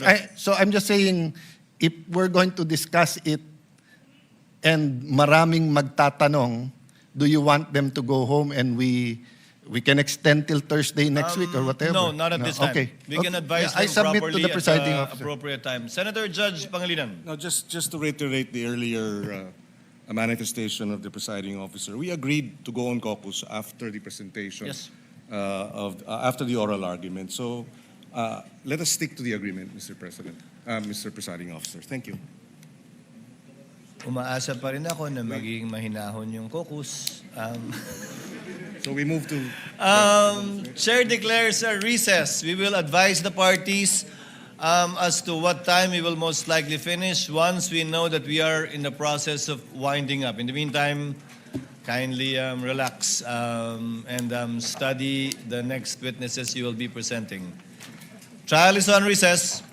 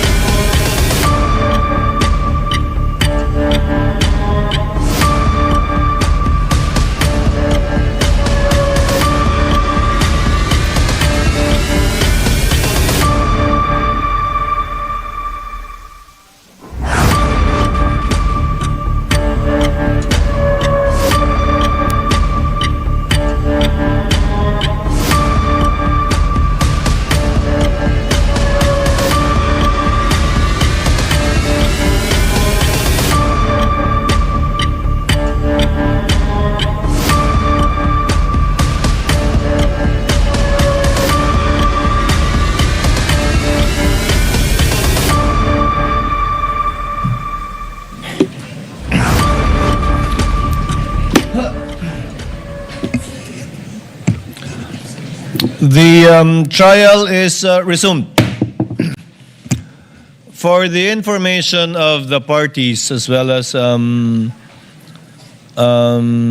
viewing public, in caucus, the senator judges agreed to study the matter more, given that not everyone has actually completed reading the memoranda given by the parties and submitted by the parties, and given that they want more time to look into the complicated issues involved in these two motions for the issuance of subpoena. The senator judges agreed in caucus to decide on the matter on Monday, and that on Monday, senator judges who wish to ask the parties questions will be afforded the time to ask these questions again on both sides.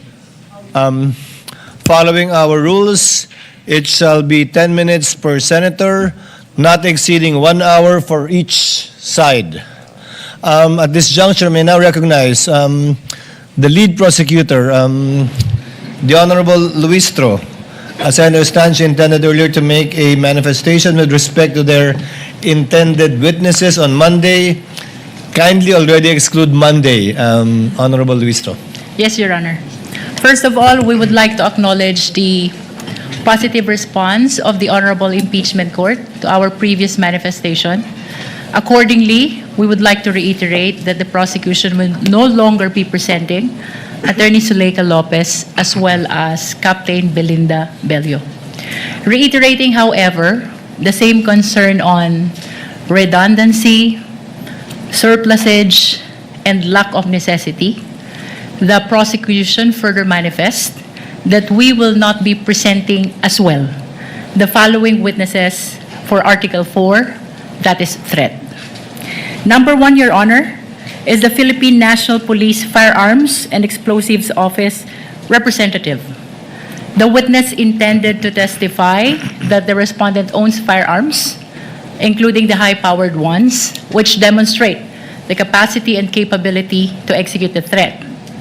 On the other hand, Your Honor, it has been shown already that the government took seriously the threat. As a matter of fact, it prompted the full-scale investigation, including the recommendation to file a criminal complaint. Number 2, Your Honor, is Michael Flores and Bons Magsambol.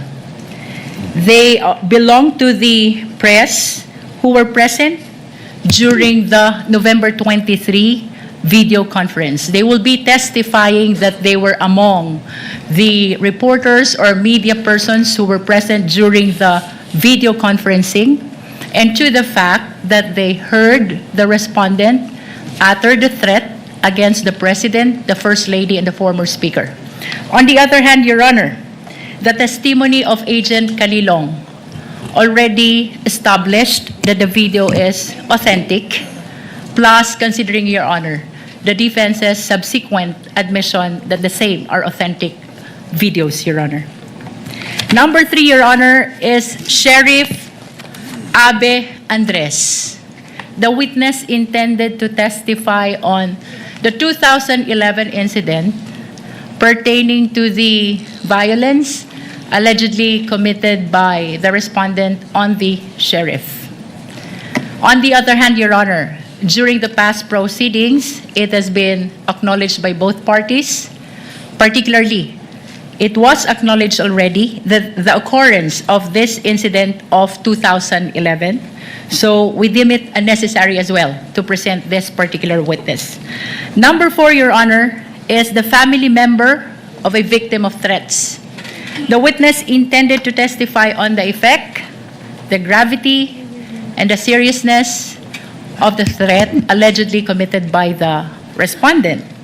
On the other hand, Your Honor, Attorney Lotto already testified that threat is a private crime and its prosecution does not depend on the complaint, participation, and even the subjective feeling of the victim, including his families.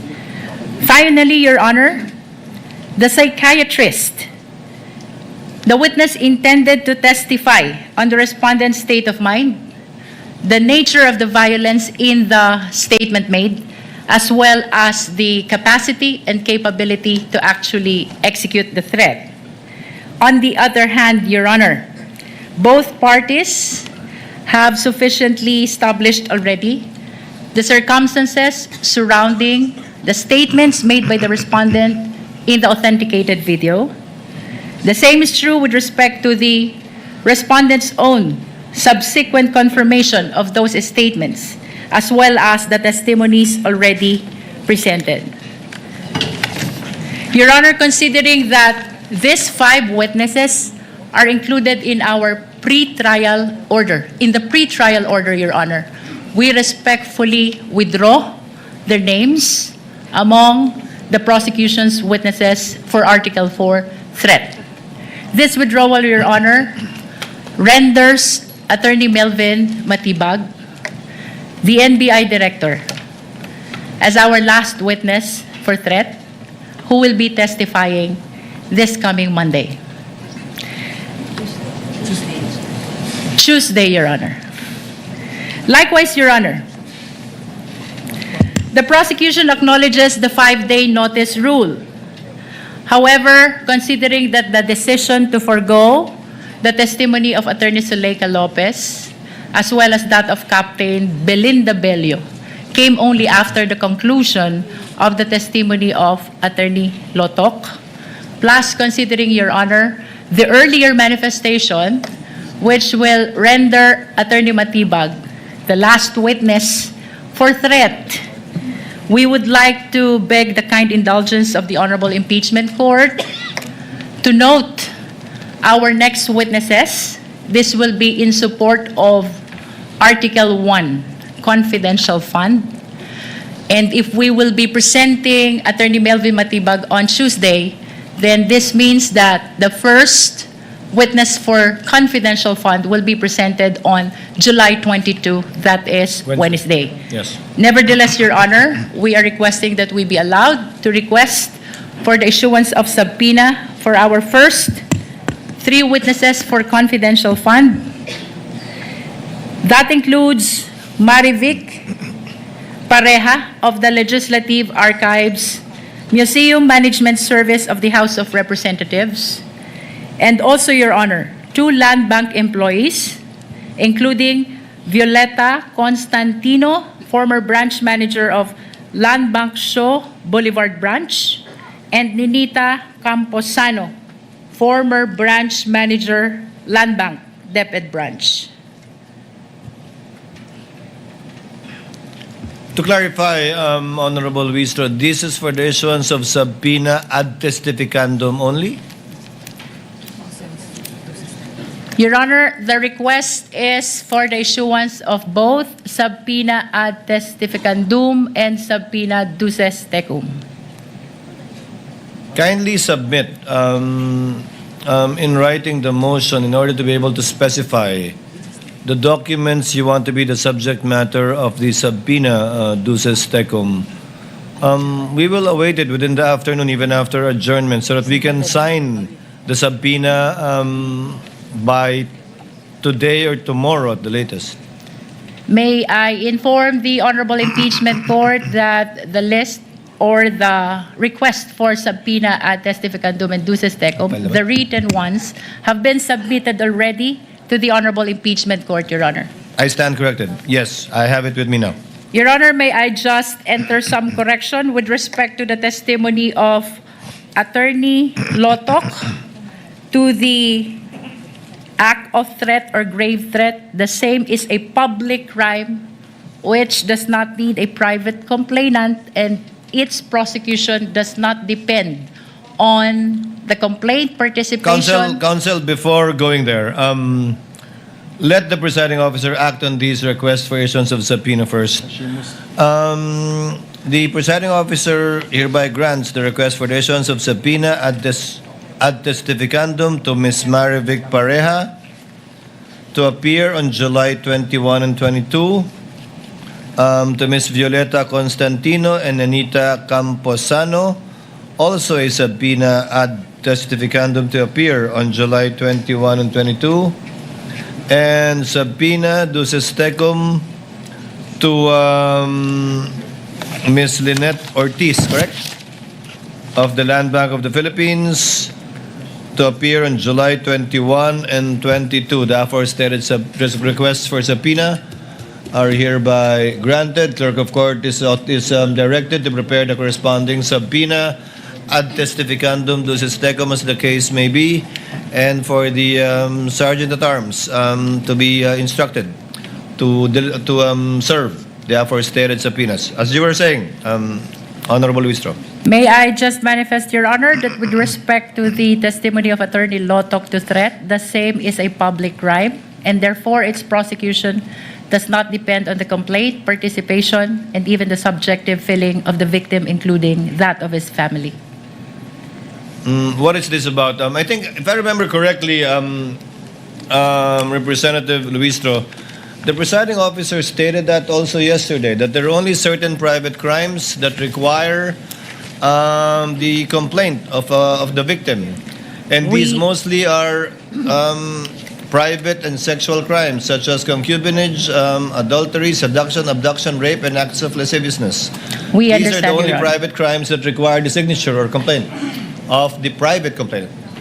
We understand that, Your Honor, and we in fact submit to the position of the Honorable Impeachment Court, except that this representation misstated the supposed public crime into a private crime, Your Honor. Noted. Your Honor. Before recognizing the counsel for respondent, Senator Judge Aquino is Just a recognized. point of order, Mr. Presiding Officer. With the presentation of the articles and the witnesses, we're tackling all of the articles from the prosecution and then all of the articles from the defense? Or initially, maybe I was mistaken. I thought we would tackle the per article prosecution, then defense, prosecution, then defense. Is it all articles, then all articles, Mr. Presiding Officer? Not a point of order, but perhaps a clarification. Yes. But the answer is yes. We will first finish the presentation of the prosecution for all articles before listening and allowing the respondent to present their evidence in chief for all the articles as well. Thereafter, we shall decide by article. After the formal offer of evidence by both parties shall have been made and the final arguments shall have been made of record as well. All right. Salamat, Mr. Presiding Officer. Counsel for the respondent is recognized. What is your pleasure, ma'am?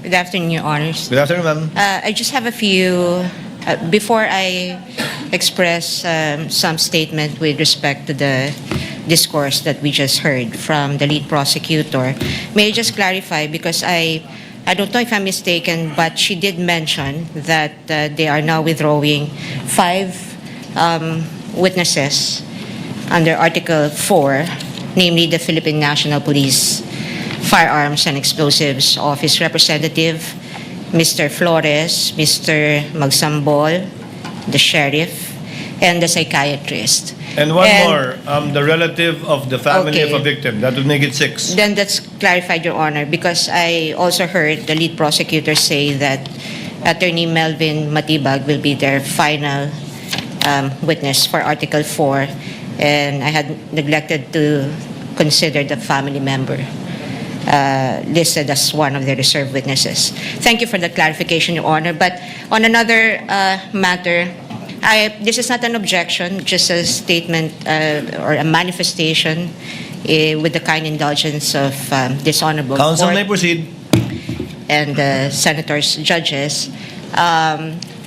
Yesterday, at the conclusion of the hearing, we have heard a manifestation from the good lady, Attorney Kapunan, with some suggestion on how to speedily proceed with the rest of the presentation of the prosecution for Article 4. And I think towards the end of her speech, which was quite lengthy, was really just essentially informing this court about the fact that they will no longer present Attorney Lopez, whom they had requested subpoena for, as well as Ms. Belinda Bello. But my point is, I'm not objecting to the good counsel's manifestation or even the manner by which she delivered it yesterday or the lead prosecutor's manifestations today. Only that my concern is those manifestations are almost always accompanied with lengthy discourse containing conclusions of law and facts that in reality only this impeachment court can really determine. Now, why is this a concern for the defense? Because this affects the fairness and balance of this impeachment court and the way it would perceive whatever manifestations or expressions of sentiments or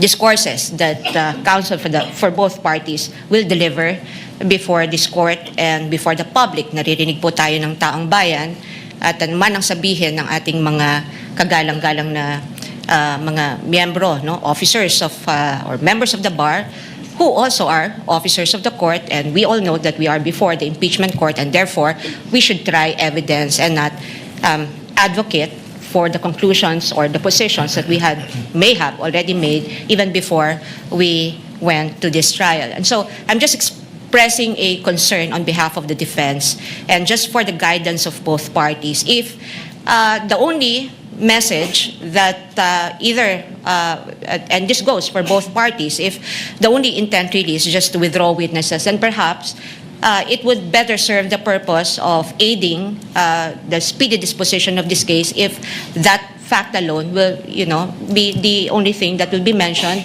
without factual assertions or conclusions of facts or even interpretations of the law. I think that would be more fair for everyone and for the guidance of the public and this court. That's all, Your Honor. Thank you for your indulgence. May I comment, Your Honor? No need, counsel. Let the chair react to the statements made by lead counsel for the respondent. The presiding officer took it as the statements as akin to a tender offer of excluded evidence. Very similar to that. Although we are not yet at that stage, although evidence has not yet been excluded, the presiding officer took it as that. Therefore, what is your pleasure? I will give it to the counsel for respondent. Should you decide not to call witnesses in your witness list, do you want the same privilege of being able to make a tender, meaning an explanation of why you won't be calling these witnesses? If not, given the fact that it was given already to the counsel to the prosecutors, or we will simply remind both parties to cease from doing so henceforth. I give you the equal opportunity, counsel. Thank you, Your Honor. What is your pleasure? Let me just clarify, Your Honor. With respect to the presiding officer's statement on it, the chair taking the prosecution's manifestations, a tender of excluded evidence, we respectfully disagree, because if this is a tender of excluded evidence, as the presiding officer had said, there was, number one, there's no excluded evidence, because number two, they never offered it in the first place, and number three, they didn't, in fact, withdrew the presentation of these 5, 6, or 7 remaining witnesses that they listed in their pre-trial brief. Number two, Your Honor, I'm not actually asking for any special treatment or privilege or even the same amount of time that were given to the lengthy manifestations and discourses by members of the prosecution. All I'm asking is if the parties may be guided and from making conclusions of law that in fact really just advocate the position, because I think we all agree that at no point during this trial that the prosecution and defense will probably say, I agree with you on this point of evidence or on this point of law.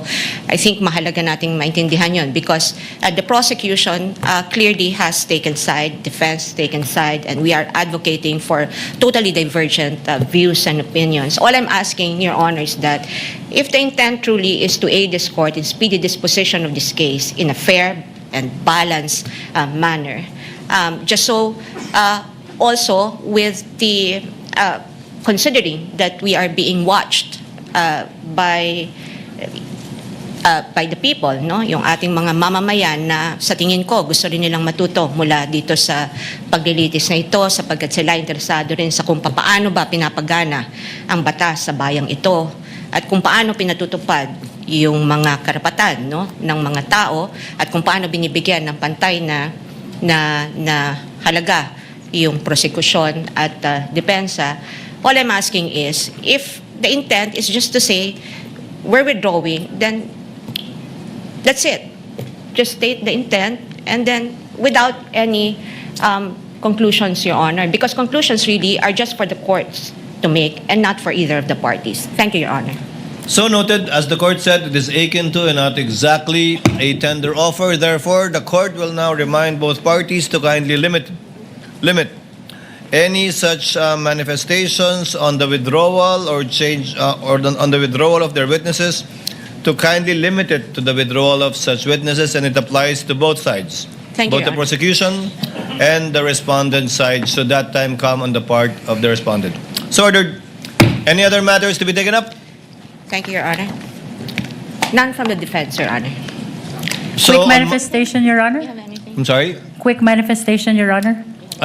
Yes. Just to respond to the manifestation of the defense. Yes, the Honorable Luis. Nice ko lamang pong ipaalala sa ating mga kababayan, this is a constitutional process. This is of paramount of importance. And therefore, providing the reasons for the withdrawal of these witnesses need to be communicated as well to the viewing public, Your Honor. Kailangan pong maintindihan ng ating mga kababayan ang naging hakbang ng prosekusyon kung bakit wini-withdraw ang mga pangalan ng ibang testigo para sa Artikulo 4, and that is threat. That is for the record only, Your Honor. Noted. Court already made a ruling. Senator Judge Cayetano. Mr. Senate President, Mr. Presiding Officer, I agree with you both, and there's a solution to that. Let me start by I agree with the defense.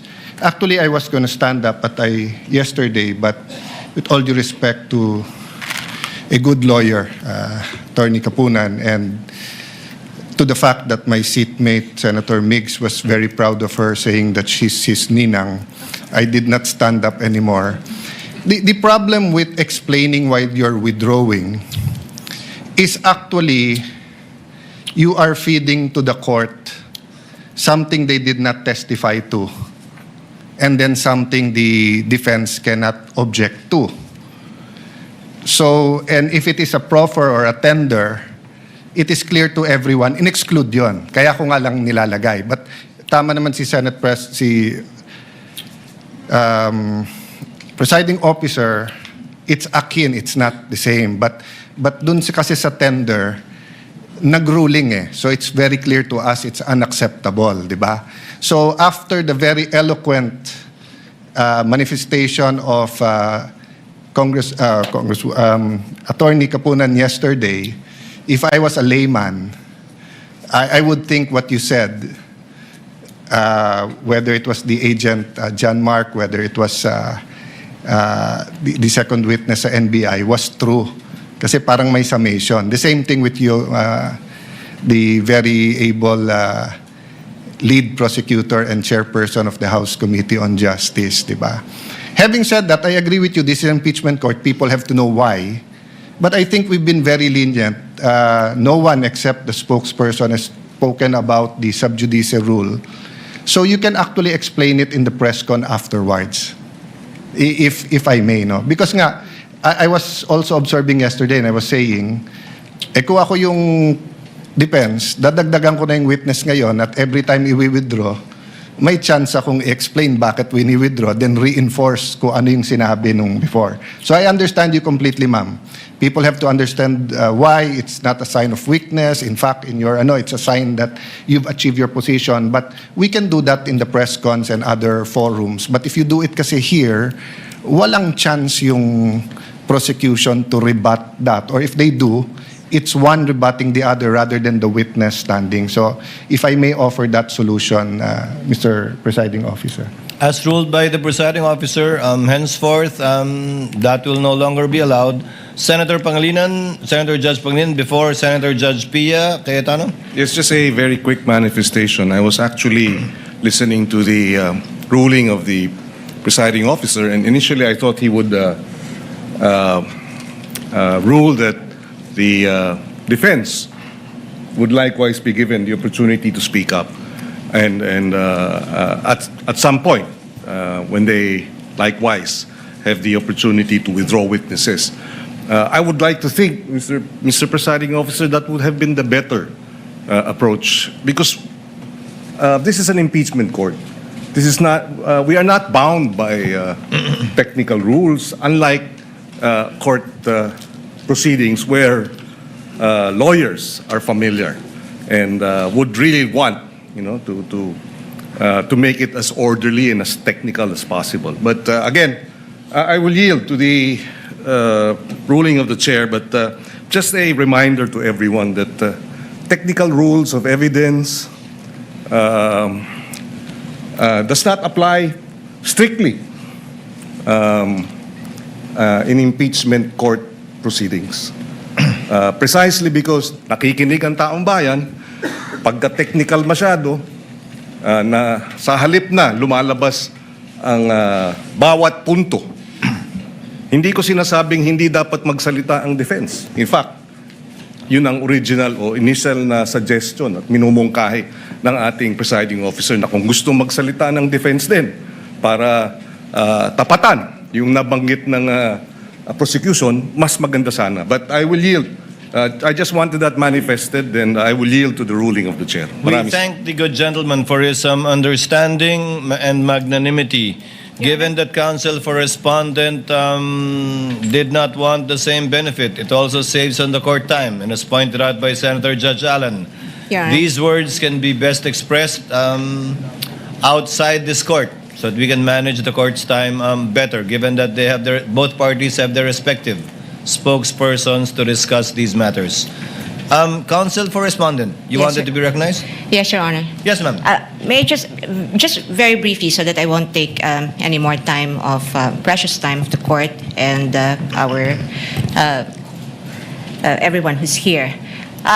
With just a brief response to the lead prosecutor's counter manifestation that this is because this is a constitutional procedure. We understand that. When we came here, mulat ang aming mga mata na pumunta rito at alam namin na ito ay isang constitutional mekanismo. Kaya nga, yung sinasabi ko kanina at ang aking kahilingan lamang ay nakasandig doon sa prinsipyo na iyon na dahil ito ay isang constitutional mechanism, kailangan siguraduhin natin na balanse at patas yung lahat ng magaganap. At hindi ko I find it difficult to understand how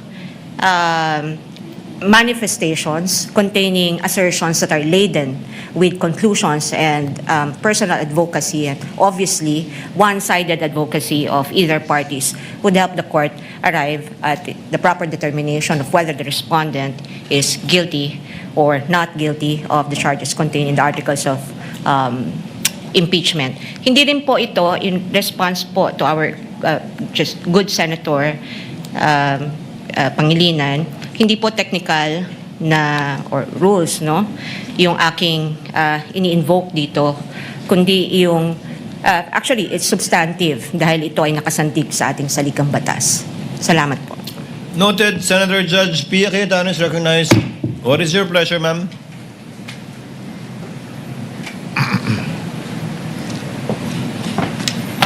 I would just like to support the ruling of the presiding officer, cautioning the both prosecution and defense. I too noticed the esteemed Attorney Lorna Copunan's lengthy explanation on the withdrawal of the witnesses. But because she is Lorna Copunan, nakikinig ako in the same way na even if I don't know some of your names, makikinig ako sa inyo. Rest assured. I think it's her first time to also stand up. So I was being very patient in listening to her. But I did take note of some statements that sabi ko parang conclusions na to or excessive explanation of of her observations which I didn't think were proper. So, okay naman, okay na yon, tapos na yon, pero moving forward nga, Mr. Presiding Officer, I agree with you. And I just need to put this on record kasi nga, sinasabing wag tayo masyadong technical. Pero, to a certain extent, kailangan naman ho natin tingnan naman yung rules natin kasi, maayos ho tayo, di ba? So, I want to read into the record. This might be a paraphrase na nung sinabi niya, ha? Kasi sinasummarize namin ng team ko yung statements. And anyway, di ko na mahanap sa phone ko dahil kahapon pa yon. But I recall, no, and feel free to correct me, but this is a minor thing naman. Parang dinescribe niya kung bakit hindi na daw papupuntahin si Attorney Lopez kasi naman daw napakita na daw ng defense yung video kung saan siya ay crying and complaining. So observations na po yun ni Attorney Kapunan. Hindi po siya ang witness. Hindi po siya ang dapat nagsasabi sa judges na crying and complaining yung isang testigo. Trabaho po yun ng abogado na i-elicit yon dun sa witness na mapipresenta doon. So yun po yung reason kung bakit hindi hupe pwede yun. We're not being technical, but neither of the lawyers here are allowed to stand up and be the one to explain what you are experiencing. That is that is for the witness to do. Your job is to ask the witness questions. Yun. So to be clear, it's not being technical, but it's making sure that magawa niyo yung trabaho niyo na maayos at magtanong tayo ng maayos sa witnesses. Kung di na pala siya papupuntahin, di no need na to say kung ano yung na-observe. Kasi nga, hindi na ho sa inyo yon as lawyers. Yun lang naman po. Again, my utmost respect for Attorney Kapunan and to all of you. You're all doing a great job. Like I said, once in a while, we will be called out. Even I tell the presiding officer, call me out pag sumobra ako, pag medyo nag-exceed tayo ng authority natin, because we're all just trying to do our jobs here. So thank you again, everyone, for your time and patience. Thank you, presiding officer. Chair, in humility, accepts the presiding officer's lapses in this regard, as twice pointed out by Senator Judge Pia Cayetano already. The chair will be more mindful in the future, but I also ask the parties to also be equally mindful in case the chair forgets or is not unable to point it out on the part of either party should this happen again. Any Quick other points? manifestation, Your Honor. Hindi tayo titigil niyan, Jervel, sinasabi ko sa'yo. Yes, I just want to one put last on record, Your manifestation Honor. from the Honorable Luistra without prejudice to another manifestation from Counsel for Respondent. Thank you. I just want to manifest, Your Honor, that the Honorable Impeachment Court has been very much fair in as far as this issue is concerned. As a matter of fact, the presiding officer even asked the lead defense counsel if she would like to avail of the same opportunity to explain the reason for the withdrawal in the event the defense would be withdrawing likewise their witnesses. Also, Your Honor, may I just add, and with all due respect to Honorable Senator Pia Cayetano, the intention of the prosecution is never to abuse the time of the impeachment court. It is never to influence the senator judges, neither is it to influence the viewing public. The explanation was a statement of the position of the prosecution, and of course it is anticipated that the same is adverse to the other party because it is apparent that we are in the prosecution side while the opposing counsel is on the defense side. But nonetheless, let me reiterate and put on record, Your Honor, the purpose is not to influence the senator judges, neither is it to influence the viewing public. It is only a statement of position of the prosecution for withdrawing the names of the prosecution's witnesses, Your Honor. Noted, and the ruling of the court stands on the matter. Just a Counsel for Respondent. brief counter manifestation, Your Honor. I thank the lead prosecutor for mentioning that the same courtesy was earlier offered to the defense with respect to providing lengthy discourses or manifestations before this court. But I think the point essentially that I'm trying to make is that we're not asking the court for any advantage. What we're merely asking is fairness. That's all, Your Honor. Thank you. Same answer, noted, and the court stands by its ruling. Any other matters to be taken up from the senator judges? There being none, no other business to be taken up. The trial is hereby adjourned until 2 p.m. of Monday, July 20, 2026. Thank you.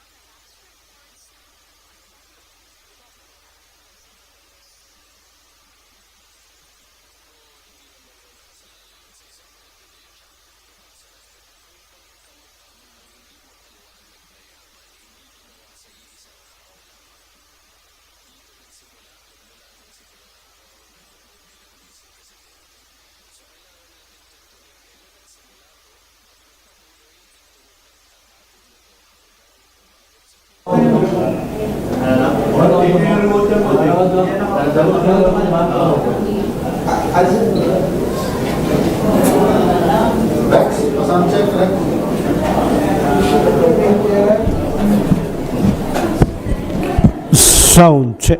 1, 2, 3. Sound check.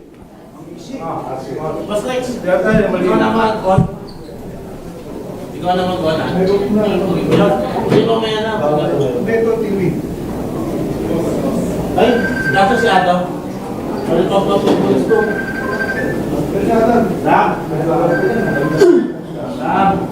Hello, mic test. Show 1, 2, 3. Mic test 1.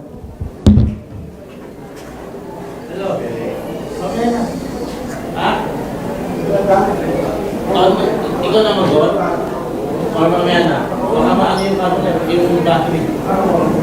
Oo, pagdating na lang, sila na natin. Ay, tissue. May sinuli tissue. Tissue yan, tissue. Tissue. Nag.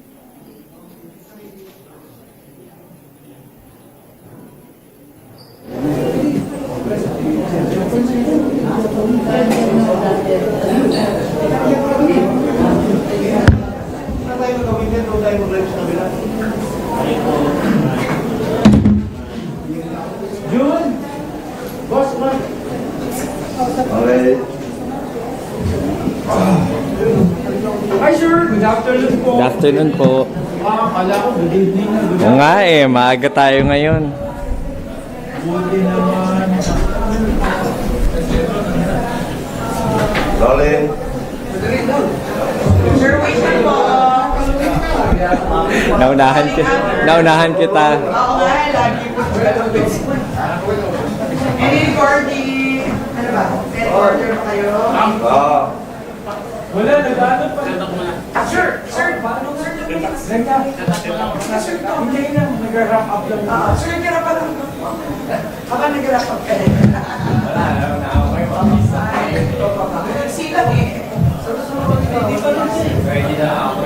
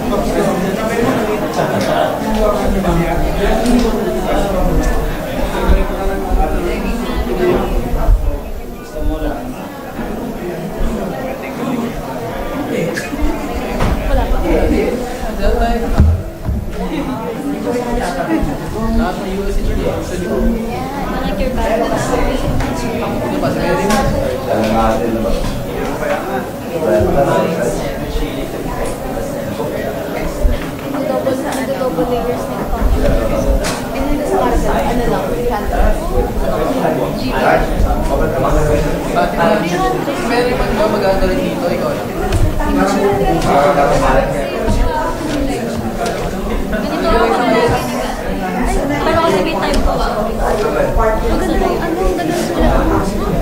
Hindi, seryoso, hindi ko maintindihan. Anong tawag ko po? Sir, hindi maintindihan niyo. Ako na hindi ko maintindihan. Like, ano nga,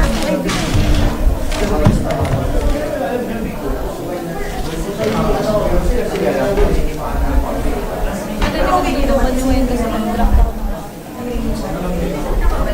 Nasa labas si Sara.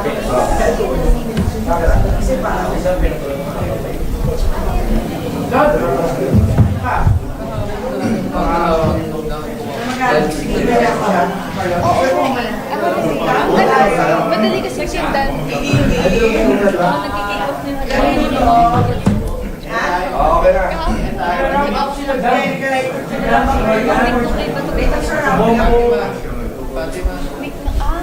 Gising na actually.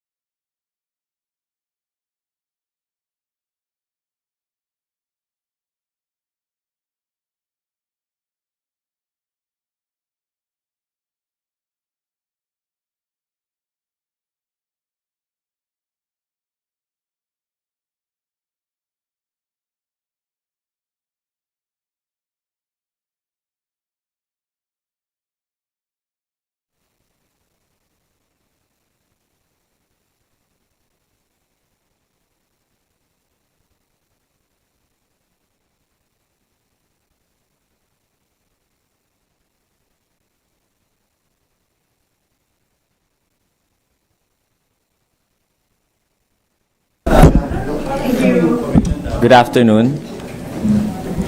The Senate President, Sherwin Gatchalian, opened the session at exactly 2 p.m. on July 15, 2026, with 21 senators present constituting a quorum. As to administrative matters, the impeachment court is in receipt of the House Prosecution Panel's request for issuance of subpoena duces tecum and ad testificandum to Land Bank of the Philippines and its branch managers today, July 15, 2026 at 4:52 p.m. The presiding officer initially confirmed his ruling that the vote will not be per issue but per motion as preliminaries at the start of the proceedings. The oral arguments started, and the House Prosecution Panel manifested that the oral arguments will be done by Congressman Chel Jokno, who argued that no law can limit the constitutional power of the impeachment court as it is supreme in trying impeachable officers. The respondent, however, manifested that the oral arguments will be done by Attorney Michael Powa, who argued that the power of the court cannot be exercised by disregarding due process and cannot be used for fishing expedition. Rebuttals were done by the same counsels. Afterwards, the senator judges went to a caucus which lasted for 1.5 hours. As to manifestations and motions, after the caucus, the presiding officer stated that the senator judges wanted more time to study the motions and confirmed the agreement of the senator judges to resolve the request for issuance of subpoena on Monday, July 20, 2026. He further confirmed that the senator judges are going to ask the parties about their positions for 10 minutes per senator and not more than 1 hour per side. House Prosecution Panel lead Jervil Luistro manifested that they will not anymore present and formally withdraws the following names of the witnesses for Article 4.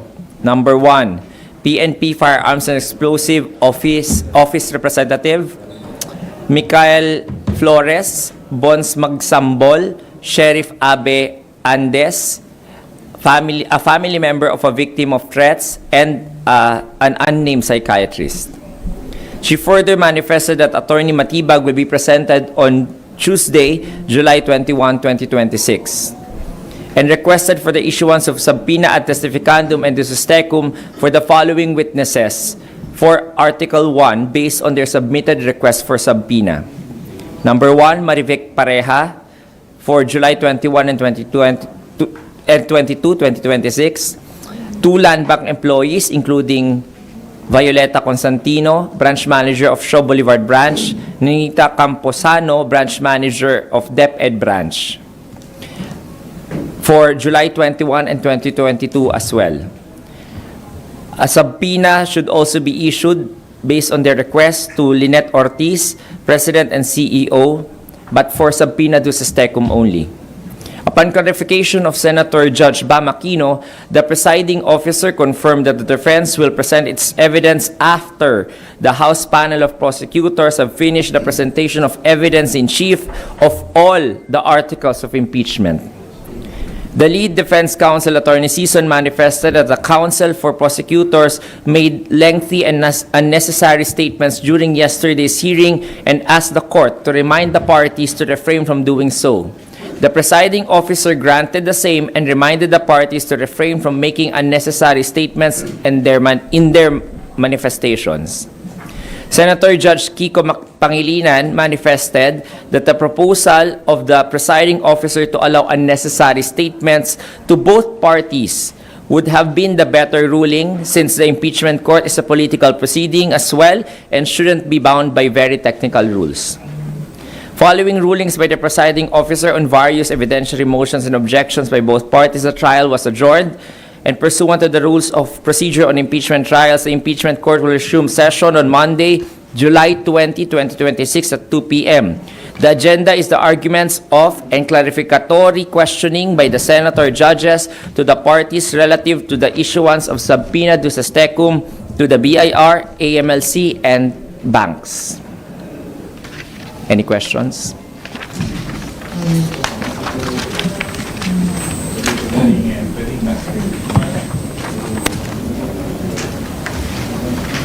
Walang questions?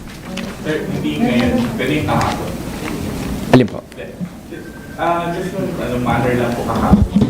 When Senate Defense Counsel Senator Judge Padilla po attack the credibility of NBI Regional Director Lotok. Ordinary po ba yun sa, sa court proceedings that a sitting judge attacking the credibility of a witness?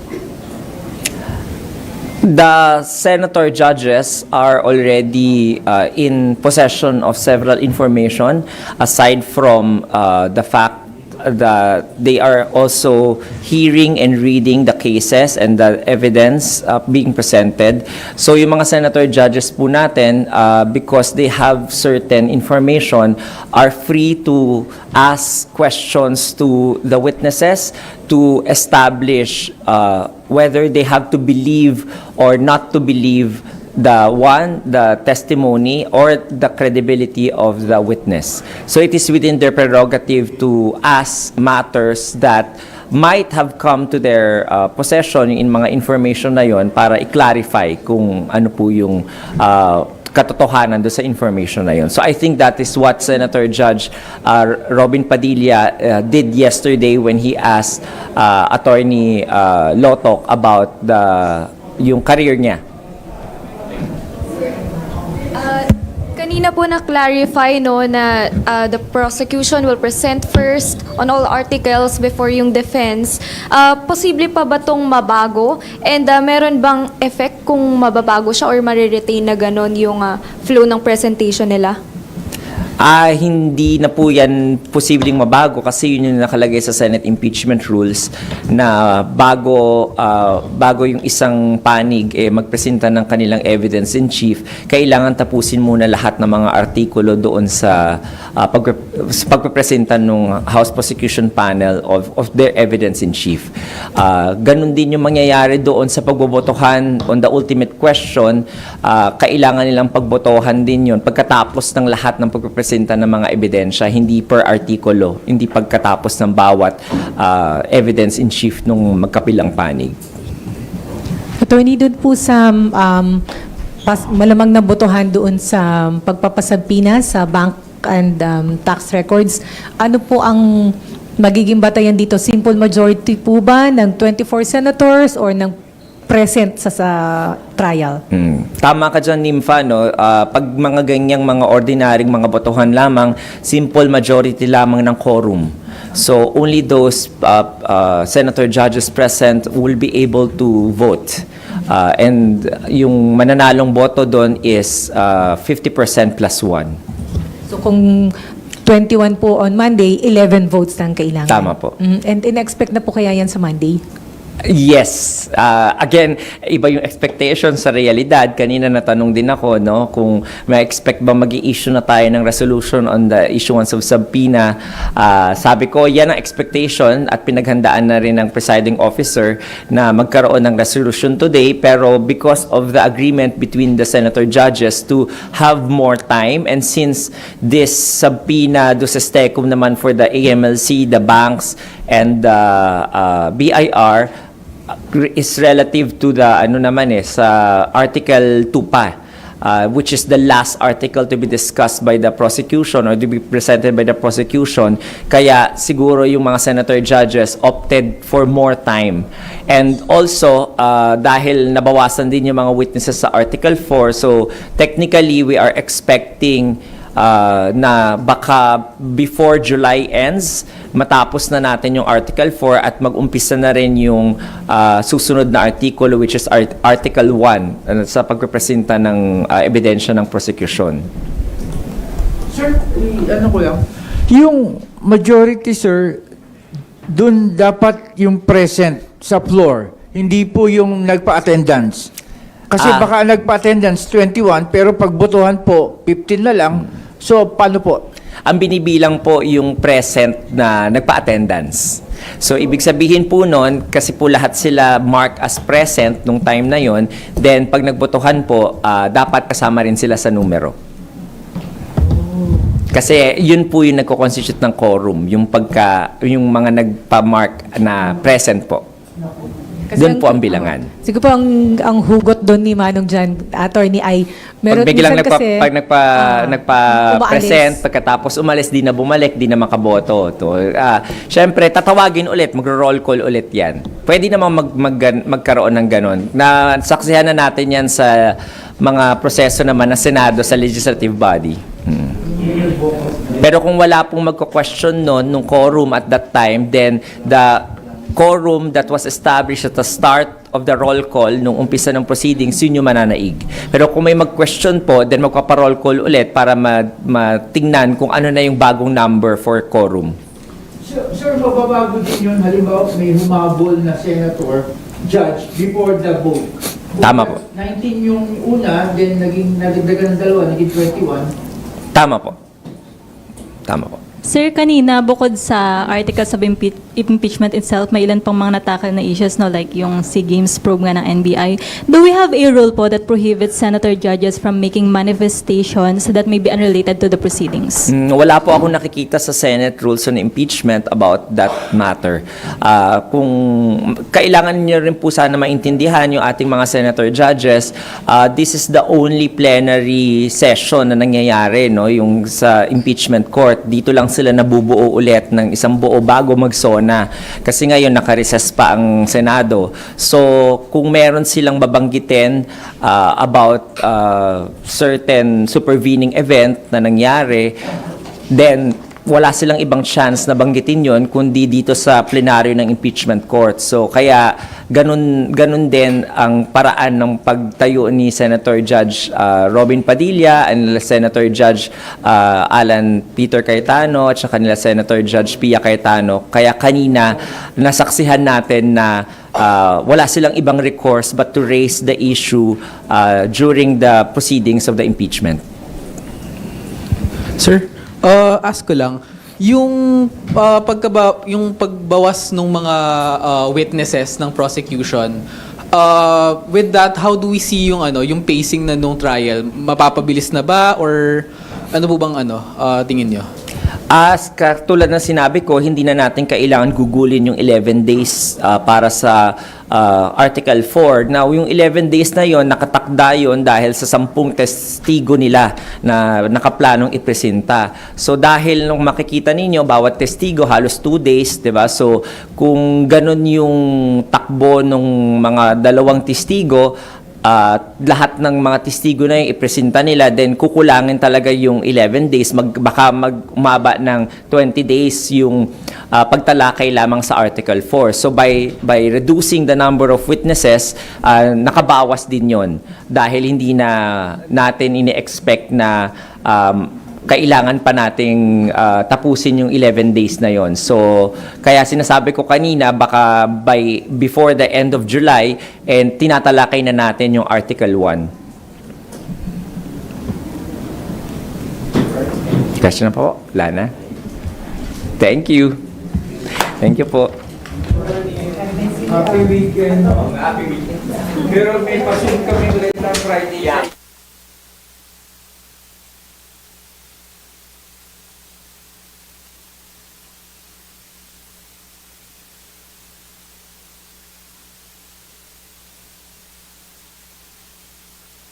Clickbait. I'm sure everyone's asking for a soundbite, and I'm not going to give you that soundbite. Thank you. Thank you.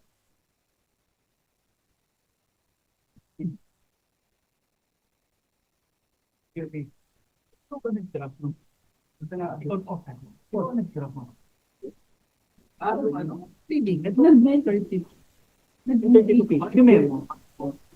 course, I was part of the draft. Kami na namin, sir, sana doon lang yung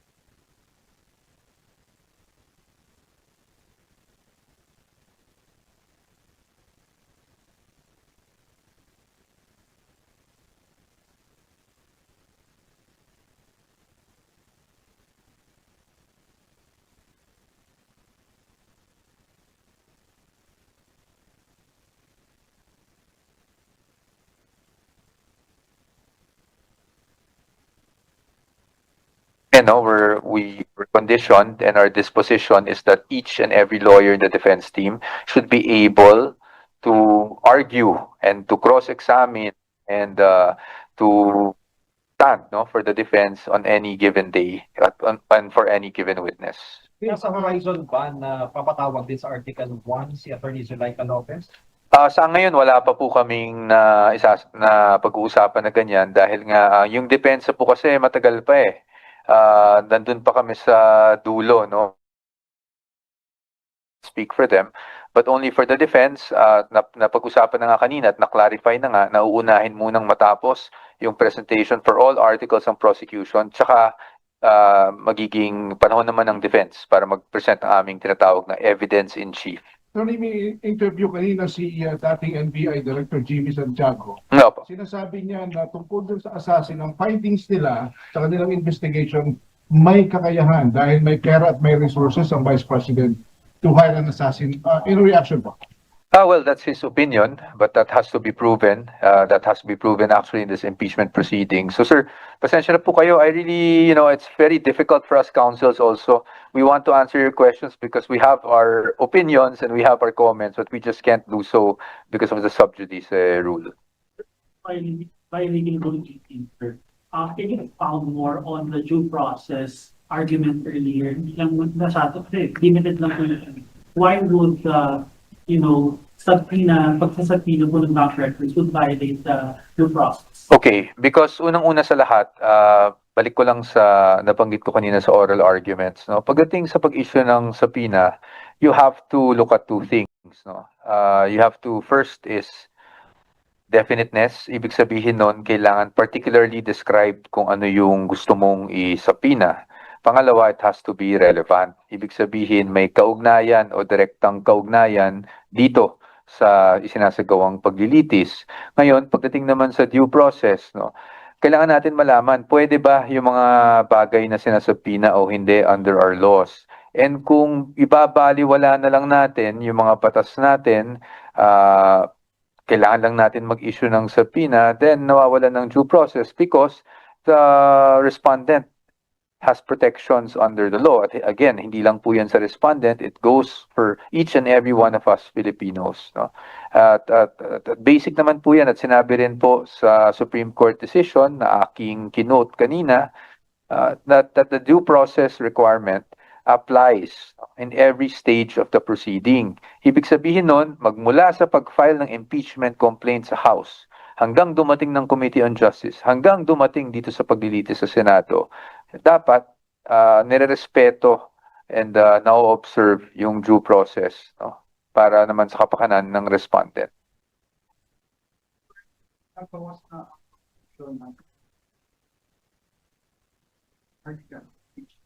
On your part sa PESA, may mangyayari sa pagbabawa dun sa pag-counter ninyo sa mga testigo nila? Too early to say, sir. Kasi mahaba pa to. Sa dulo pa lang kami. Actually, di ba, mauuna muna ang prosecution. So right now, I don't want to give any definite statement because it's really, really too early to say. No, it's too early. For comment lang po doon sa possession ng prosecution na in the Corona case kasi tiniyagan yung mga documents that predates his term as Chief Justice. And one of your key arguments in the case also on the aspect of predating yung position of Vice President before siya ma-elected president. Comment lang po. I guess, again, I don't want to get into the merits. I'll just say what I stated. No, I'll refer you to my part of the oral arguments. The Corona impeachment trial was done way before the decision of the Supreme Court in Duterte versus HOR. And anong presumption dyan? That when the Supreme Court decided the decision penned by none other than Senior Associate Justice Marvic Leonin, they were cognizant and they were fully aware of what happened in the Corona trial.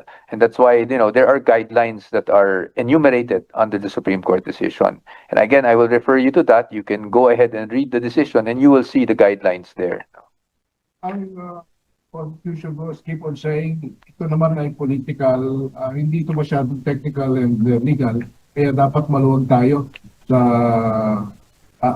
anumang hihilingin nila. para maibigay po yung side naman na gusto nilang ipaabot sa taong bayan? Ang kaluwagan po ba, ibig sabihin po niyan, ay hindi babaliwala na natin lahat ng batas ng Pilipinas? Hindi naman po siguro tama yan. For additional comment na, ang reply ulit ng House kasi doon sa House of Representatives, Duterte versus House of Representatives case, I overtake I've already said my piece on that.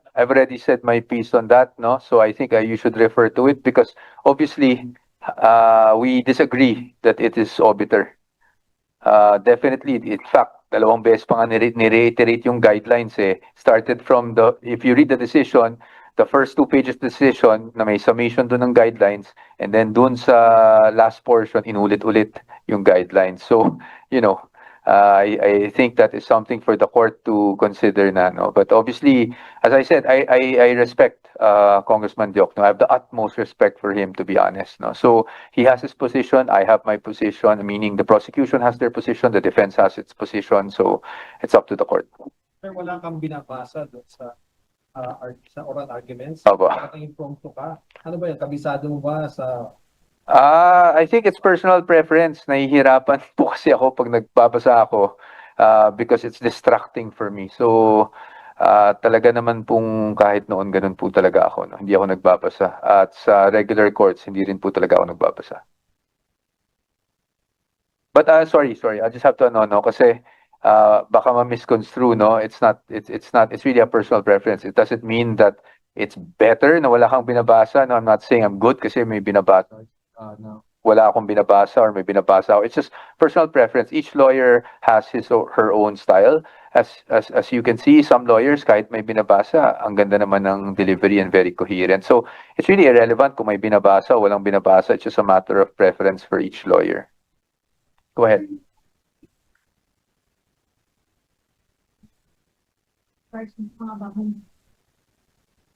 Well, right now, as I said, we're just shifting gears because I think after Director Matibag, we will proceed with Article 1. So now, of course, we're focusing on Article 1. Although we're prepared for it, syempre, as the trial goes, parating naman may fine-tuning yan here and there. So that's what we'll be focusing on.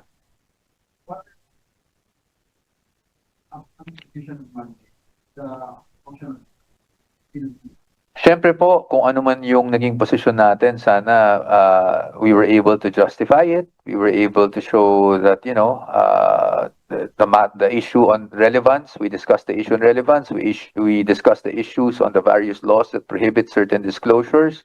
But whatever happens, we'll take it as it is, and we always submit ourselves to the wisdom of the court. And then also, kung hindi man natin magustuhan, there are always going to be legal remedies available. Well, sir, it's too early to say. Wala pang decision. I don't want a clickbait soundbite, So I'm not saying anything right now. Those are all on the table, but there's nothing has been discussed. It's too premature, and plus, all of these things will have to be discussed with our client. I think so. Pag motions. No, I believe so.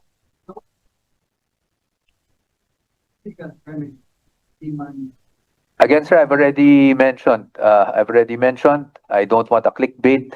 I'm sure everyone's asking for a soundbite, and I'm not going to give you that soundbite. Thank you. Thank you.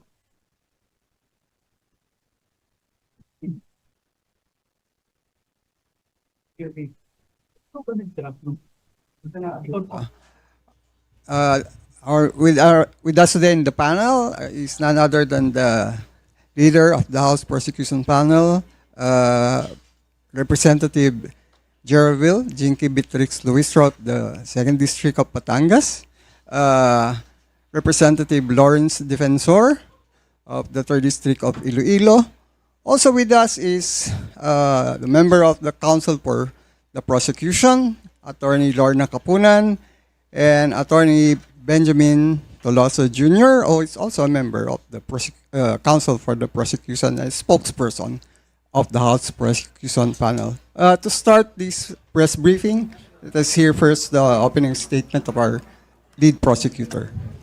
Magandang hapon po sa inyong lahat, ganun din sa mga kababayan natin na sumusubaybay ng impeachment trial na ito. Natapos po ngayong hapong ito ang oral argument ng magkabilang panig. Doon sa depensa, tumayo po si Attorney Michael Poa. And of course, sa part po ng prosecution, tumayo naman po ang ating kasama, si Congressman Chel Jokno. We are very much happy and positive with the arguments that were raised and articulated by Representative Chel Jokno in behalf of the prosecution, and we want to express our positivity and hope that on Monday, kamukha ng sinabi po ng ating presiding officer, kapag nagdesisyon na sila, ay sana kami po ay umaasa na mapaboran ang aming mga request or pakiusap na issuance ng subpoena. That includes bank documents, AMLC records, and BIR records. No? And then also, just today, nag-manifest po ang prosecution about the withdrawal of 5 names from the list of prosecution's witnesses.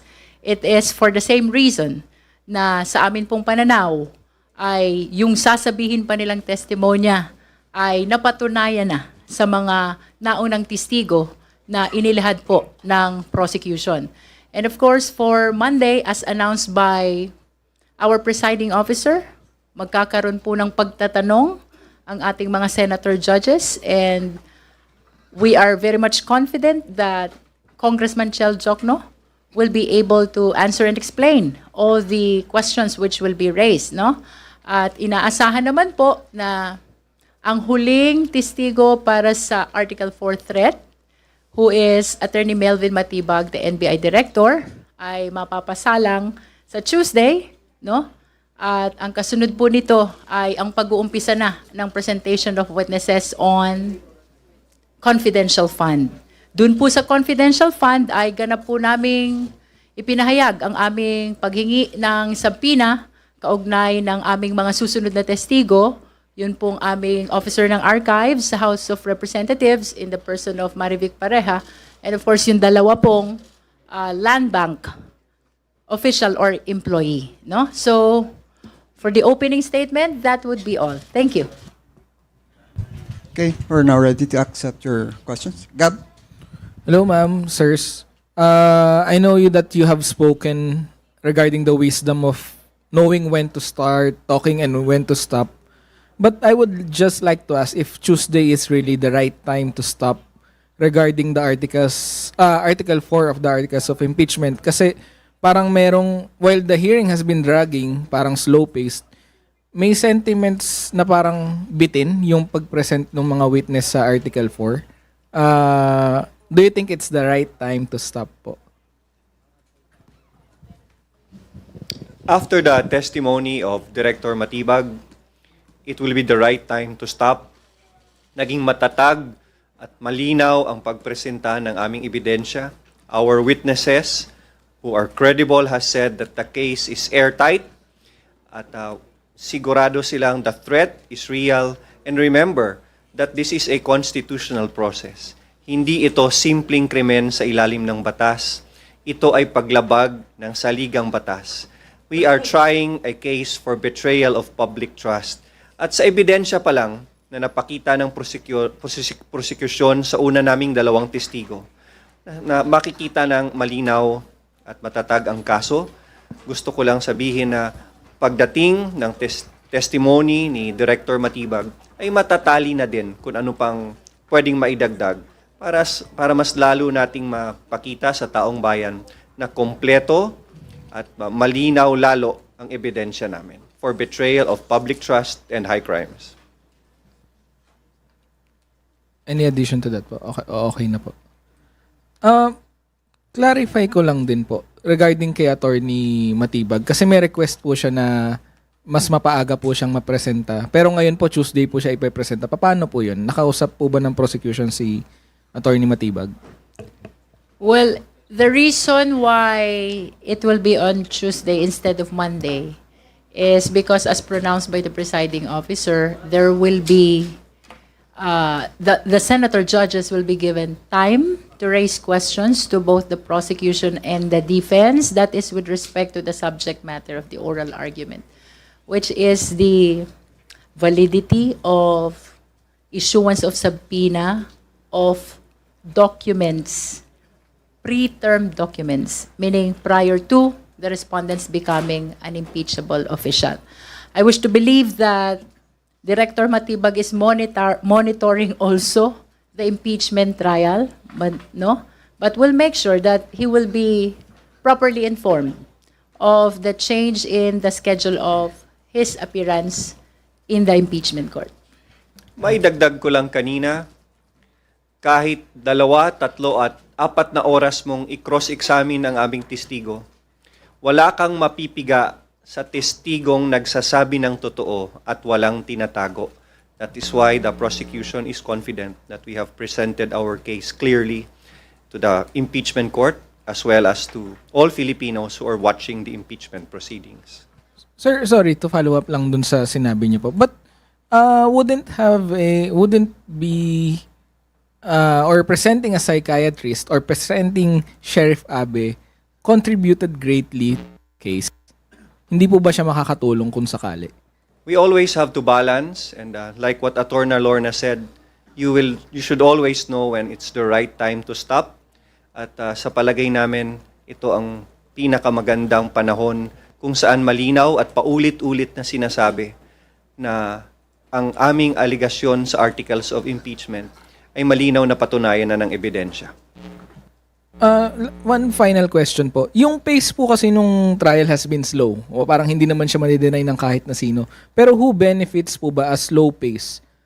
Is it the defense or the prosecution? The prosecution has greatly benefited with the pace of the trial kasi paulit-ulit na lumalabas yung aming ebidensya at paulit-ulit na nasasabi ng aming mga testigo.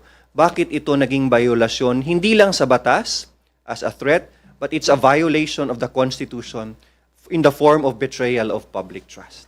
Pero sir, kung beneficial pala sa inyo, bakit po kayo yung nag-withdraw? Bakit prosecution yung nag-withdraw? Dahil sa ngayon, kompleto na at hindi na namin kailangan dagdagan pa. It's unnecessary, it's redundant, at ayaw din naming sabihin ng mga taong paulit-ulit na lang. Mahirap na magsawa ang mga tao at mawalan ng kanilang atensyon kung nakuha na natin ang lahat nating dapat makuha. Can I just add to your question, Iho? May I just give emphasis dun sa dahilan na na-point out ni Attorney Kapunan kahapon, no? 3 mahahalagang salita ang binitawan niya kahapon sa kanyang manifestation. Surplusage, kalabisan, redundancy, paulit-ulit, lack of necessity, hindi na kailangan. And this represents the reason why we withdrew some of the names or 5 names from the list of prosecution witnesses. And I reiterated that in my manifestation because indeed, kapag nakita mo na hindi na kailangan, kalabisan na at paulit-ulit na, like what she said, we should know when to stop. Yes, idadagdag ko lang, no. Why no longer meron tayong kasabihan na the thing speaks for itself. When Senator Pia said that I was giving my opinion on the video about Attorney Lopez crying and complaining, that was not an opinion. Because the video really, it was a statement of fact. The video showed, our video, which was used by the defense as its own witness, showed Attorney Sulaika crying. That was not my opinion. It's a factual statement.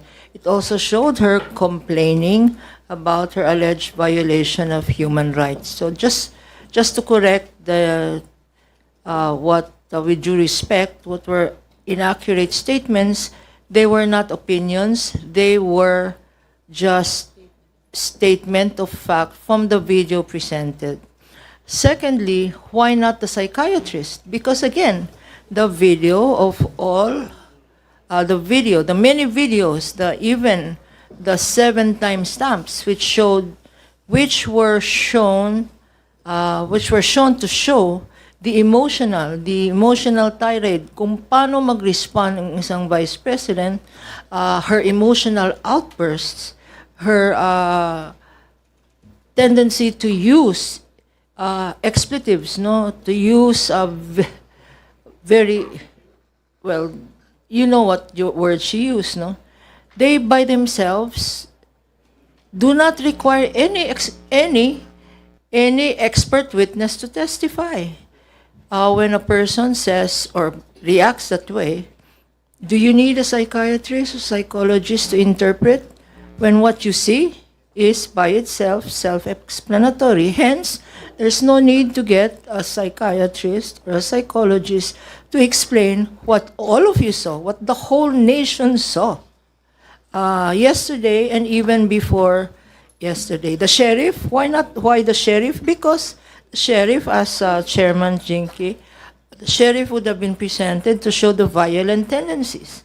And you saw the violence, maybe not in actions, but in intention and in the way she expressed herself. When she said, "Pupugutan ng ulo," she said this.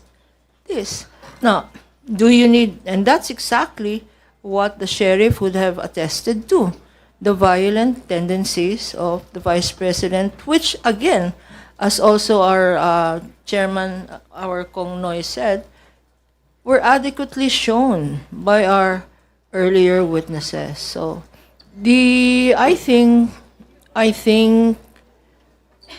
it is not fair to the prosecution to surmise that we are overly, parang umaatras na kami, that we are too much limiting. We are limiting the number of witnesses, but understand that limiting the number of witnesses has its own purpose. Because when you have so many witnesses and you open the door to cross-examination, lengthy, useless cross-examinations, you will confuse the public. So you will see eventually why, the reasons why we had did this. As I said yesterday, we submit. We have to appreciate the wisdom of our public prosecutors. And there. Yun lang po. The testimony of what you've seen, just to summarize, why is it complete? Kasi the first witness, you will recall, was technical, went into authenticity, went into provenance, but could not testify on content of the video. The second witness, Attorney Lotok, testified as head of the Cybercrime Division on the content. Now, the third witness, in response to why only 3 witnesses, would have completed the whole cycle. Maraming tanong kay Attorney Lotok, ano nang nangyari? And he would say, dahil meron pang ibang division ng NBI na nagtuloy ng investigation. So, panoorin niyo na lang sa Tuesday, and I'm sure you will conclude, as we have, that with the presentation of Attorney Matibag, the whole picture, the whole narrative will be clear not only to the prosecution, but to you in media and to our people, na kumpleto na ang narrative with the presentation of our last witness. Tama na ang timpla. Kung dadagdagan mo pa ang Ricardo, baka mag-iba pa yung lasa. So titigil na kami. Good afternoon po, Haji, Brigada News FM. Just to follow up lang po at very specific lang, paano po ninyo sasalagin yung mga po pwedeng gumamit po dito at po pwedeng, kumbaga, maglabas ng narrative na, baka kaya tatapusin na nila yung Article 4, lilipat na sila ng another article kasi baka palagay nila mahina, mas malakas tong Article 1. Paano po ninyo sasalagin yon, yung mga ganong klase ng narratives po? Baligtad po yun. Reason why we will be proceeding to the presentation of evidence for Article 1 on confidential fund is because we believe that we have established already our case in Article 4, that is threat. May sinabi si Noy kanina, dagdagan ko yon. Lahat ng labis ay masama. sakto lang.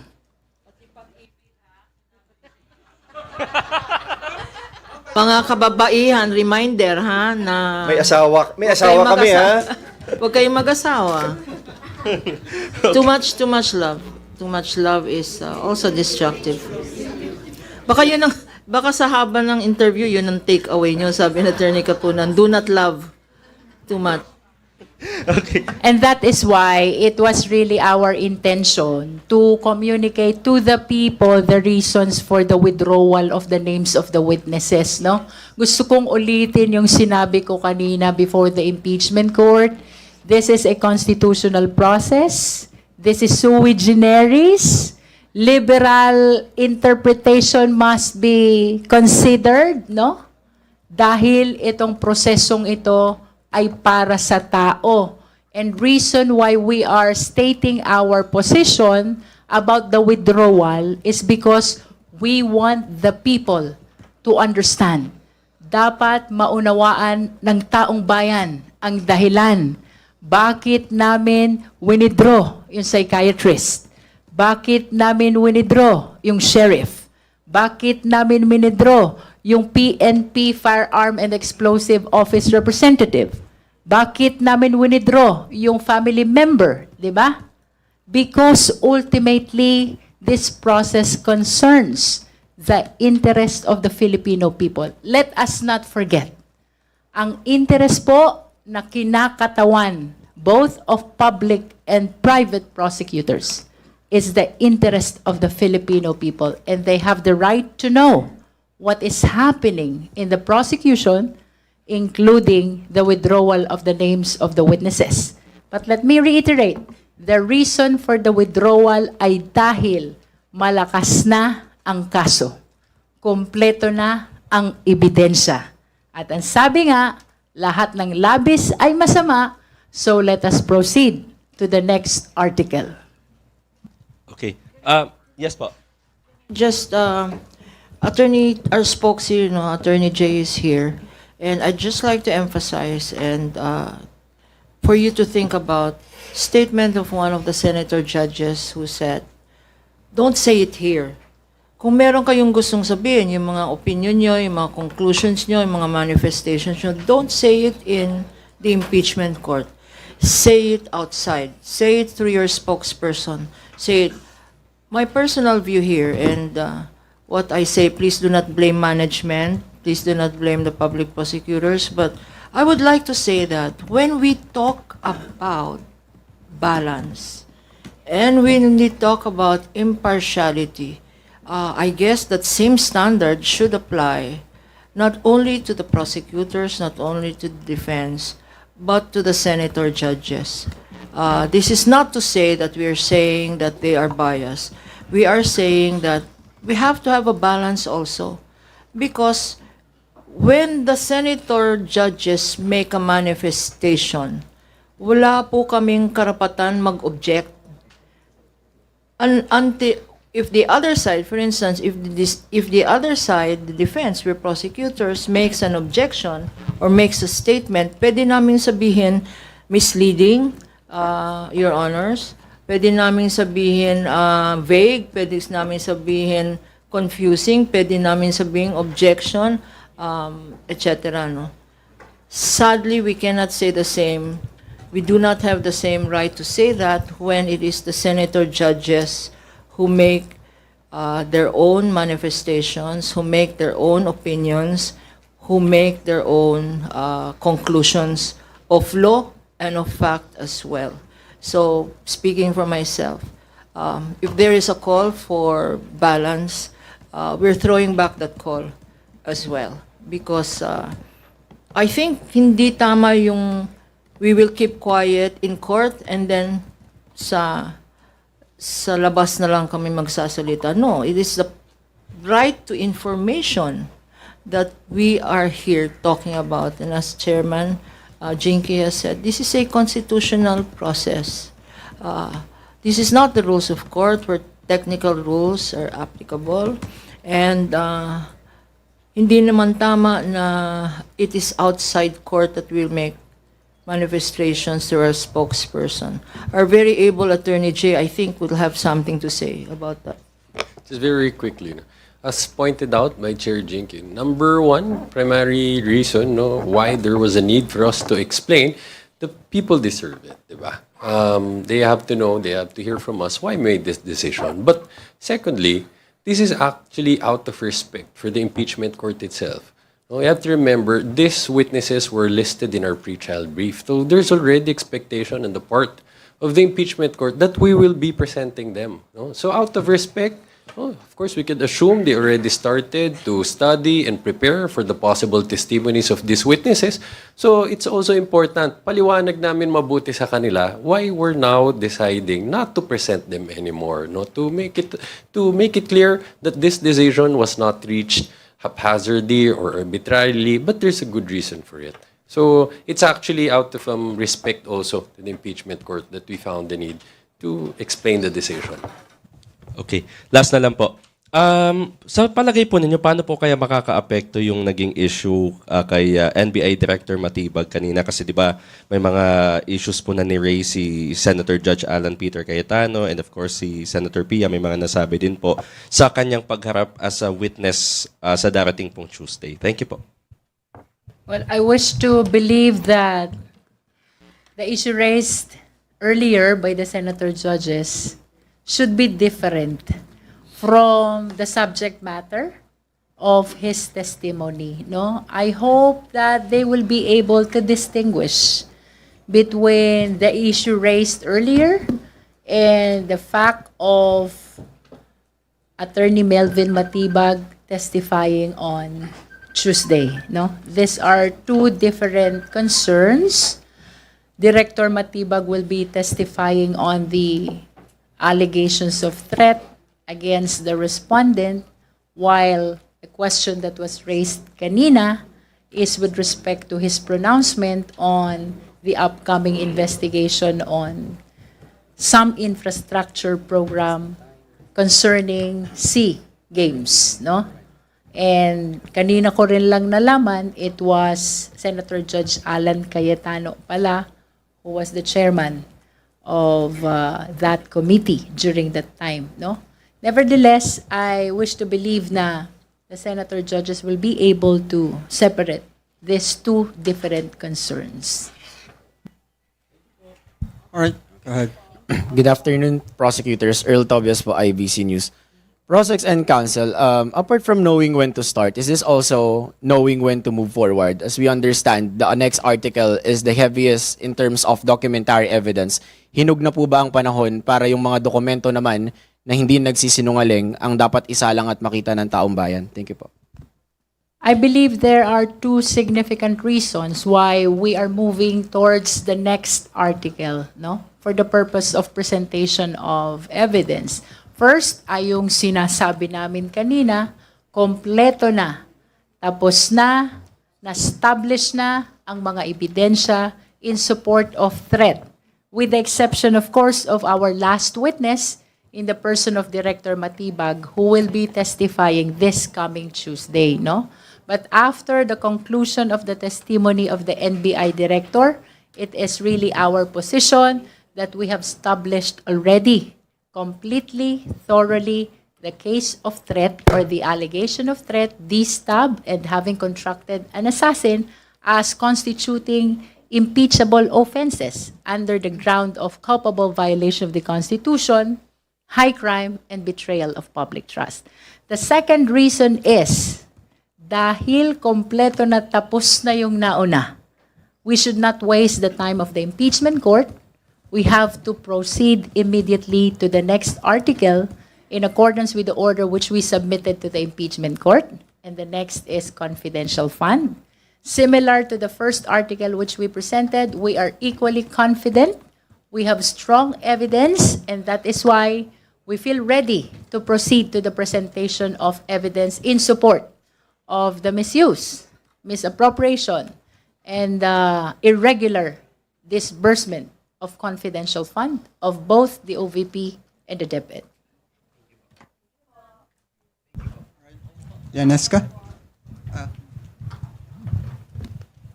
Kindly pass the mic to Lanesca. Good afternoon po. On ano lang po, yung request nyo for subpoena for bank accounts and tax records. Kong Jokno cited nung Corona trial, the Senate Impeachment Court issued subpoena sa bank officials and at least, I think, 2 peso accounts of then CJ Corona.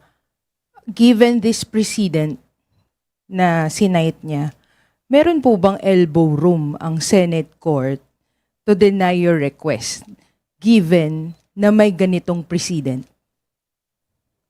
That is actually a prerogative exclusive to the senator judges on how they will be voting on this issue, whether in favor of the validity of issuance of subpoena or legality of issuance of subpoena or otherwise. That is an exclusive prerogative that belongs to the senator judges. But let me share with you, there is a concrete basis dun sa sinabi ni Kong Jokno because it is actually in the Senate rules itself. If I am not mistaken, that is Rule 50, Section 136. If there is no rule applicable to a specific case, legislative precedent must be applied. At yung ini-invoke niya kanina, during the Corona impeachment, the impeachment court allowed extensive discussion about preterm documents. Sorry, ma'am. What do you mean by preterm? Sorry. This pertains to acts or omissions which happened prior to becoming an impeachable official. By illustration, 22 naging impeachable official, it means that documents pertaining before 2022, our position, they are still relevant.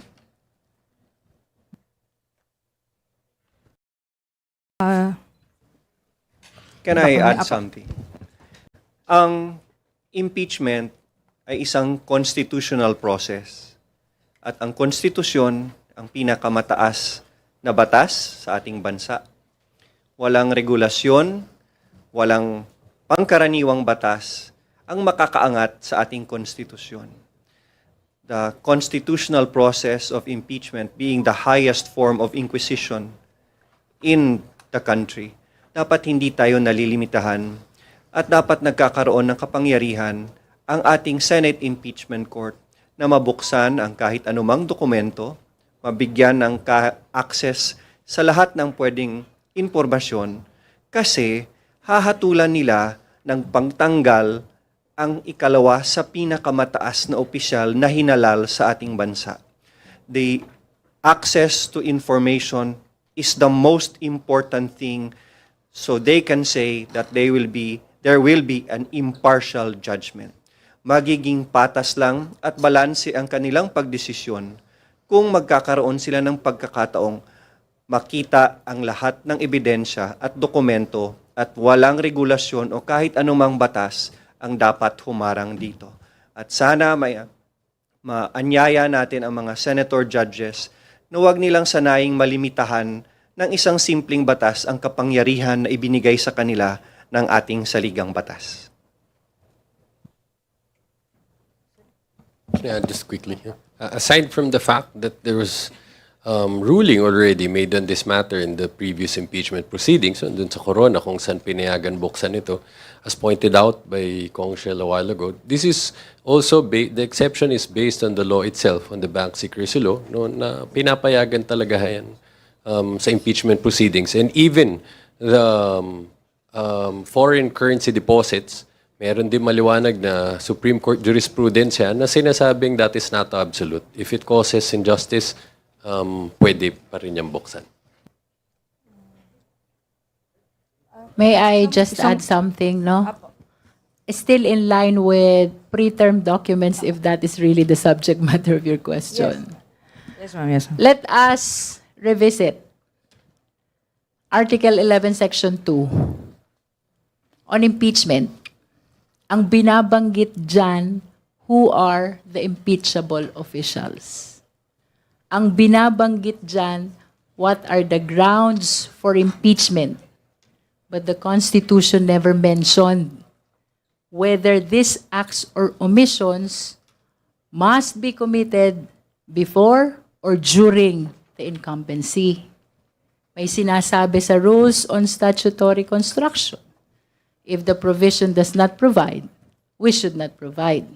So our reasonable interpretation to that is whether it is committed before or during the incumbency, that is still covered by the provision on impeachment. One short statement then, I think the Vice President has recently been said, the prosecution is all ingay lang, no? Wala naman talagang ebidensya. She has said in interviews that the prosecution has no evidence. And yet, now that we are presenting evidence, who is blocking the evidence? Who is blocking the presentation of the bank records? Who is blocking the presentation of the BIR records? Who is blocking all relevant evidence? So we are saying, now that we are talking about evidence, why are they blocking our evidence? When they have said earlier in the hearing on the House Committee on Justice that they will present their evidence here. So really, this is a court. This is the impeachment court. And this is the time to present evidence. How the prosecution wants to prove its case is up to the prosecution. How the defense wants to prove this case, their own case, we will leave it to them. And if they say that they will not present evidence, that is their prerogative. But we, in the prosecution, believe that the manner of presenting and what testimony or pieces of documents to present is entirely the prerogative of the prosecution, representing the people and preserving or safeguarding the right to information of the people.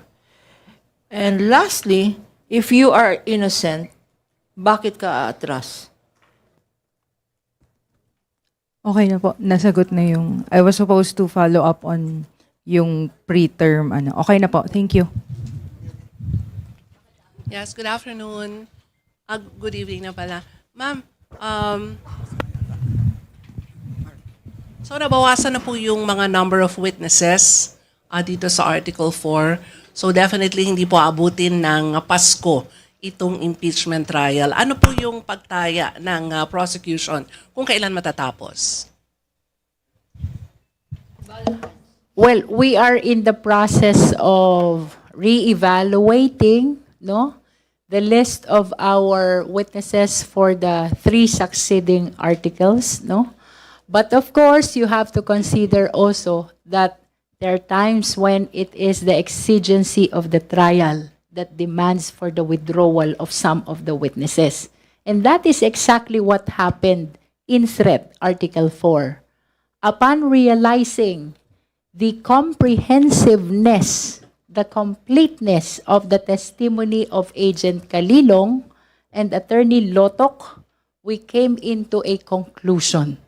Sapat na, kompleto na, including the would-be testimony of NBI director, And we came to realize of that only after the conclusion of the testimony of Attorney Lotok. Indeed, it is only after you've heard entirely the testimony of these witnesses when you will be able to evaluate, sapat na ba, kulang ba, kailangan bang dagdagan? And that is why in our pre-trial brief, we made a reservation there. Kung hindi man pag-withdraw, pwede rin magkaroon ng additional if the exigency of the trial demands. Ang cross-examination lang naman ng defense ang nagpatagal sa trial. Kung 2 o 3 oras ulit ang kanilang pag-cross-examine sa mga susunod naming testigo, sigurado akong Valentine's Day tayo matatapos. At mapapalitan na yung national bird natin.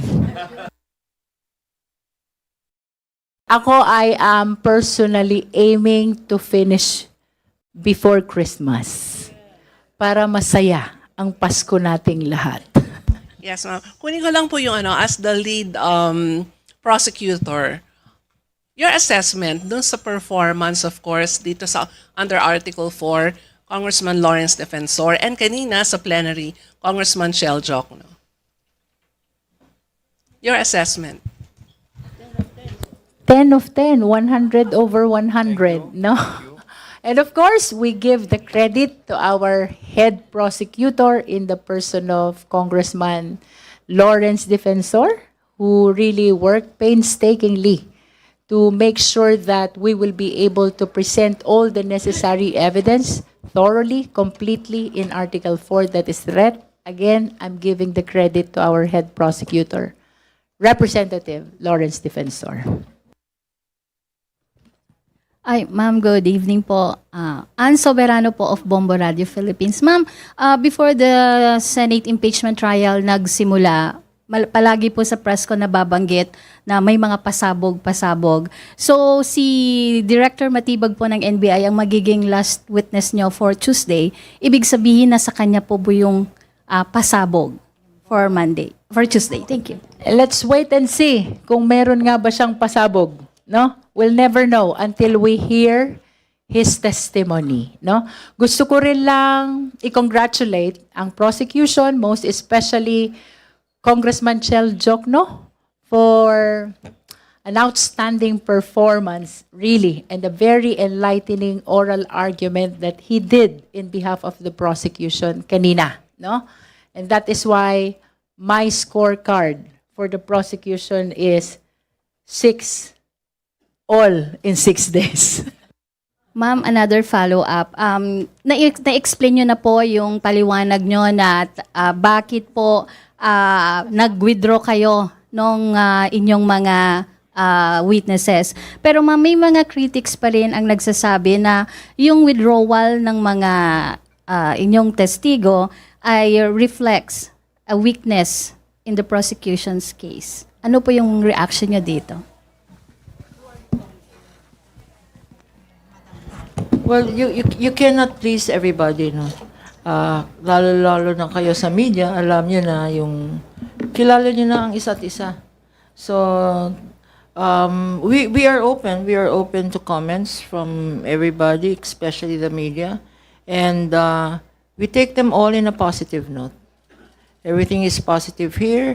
If they say that kulang, I'll end up with the difference nga. The difference between, ito na romantic advice na naman to. The difference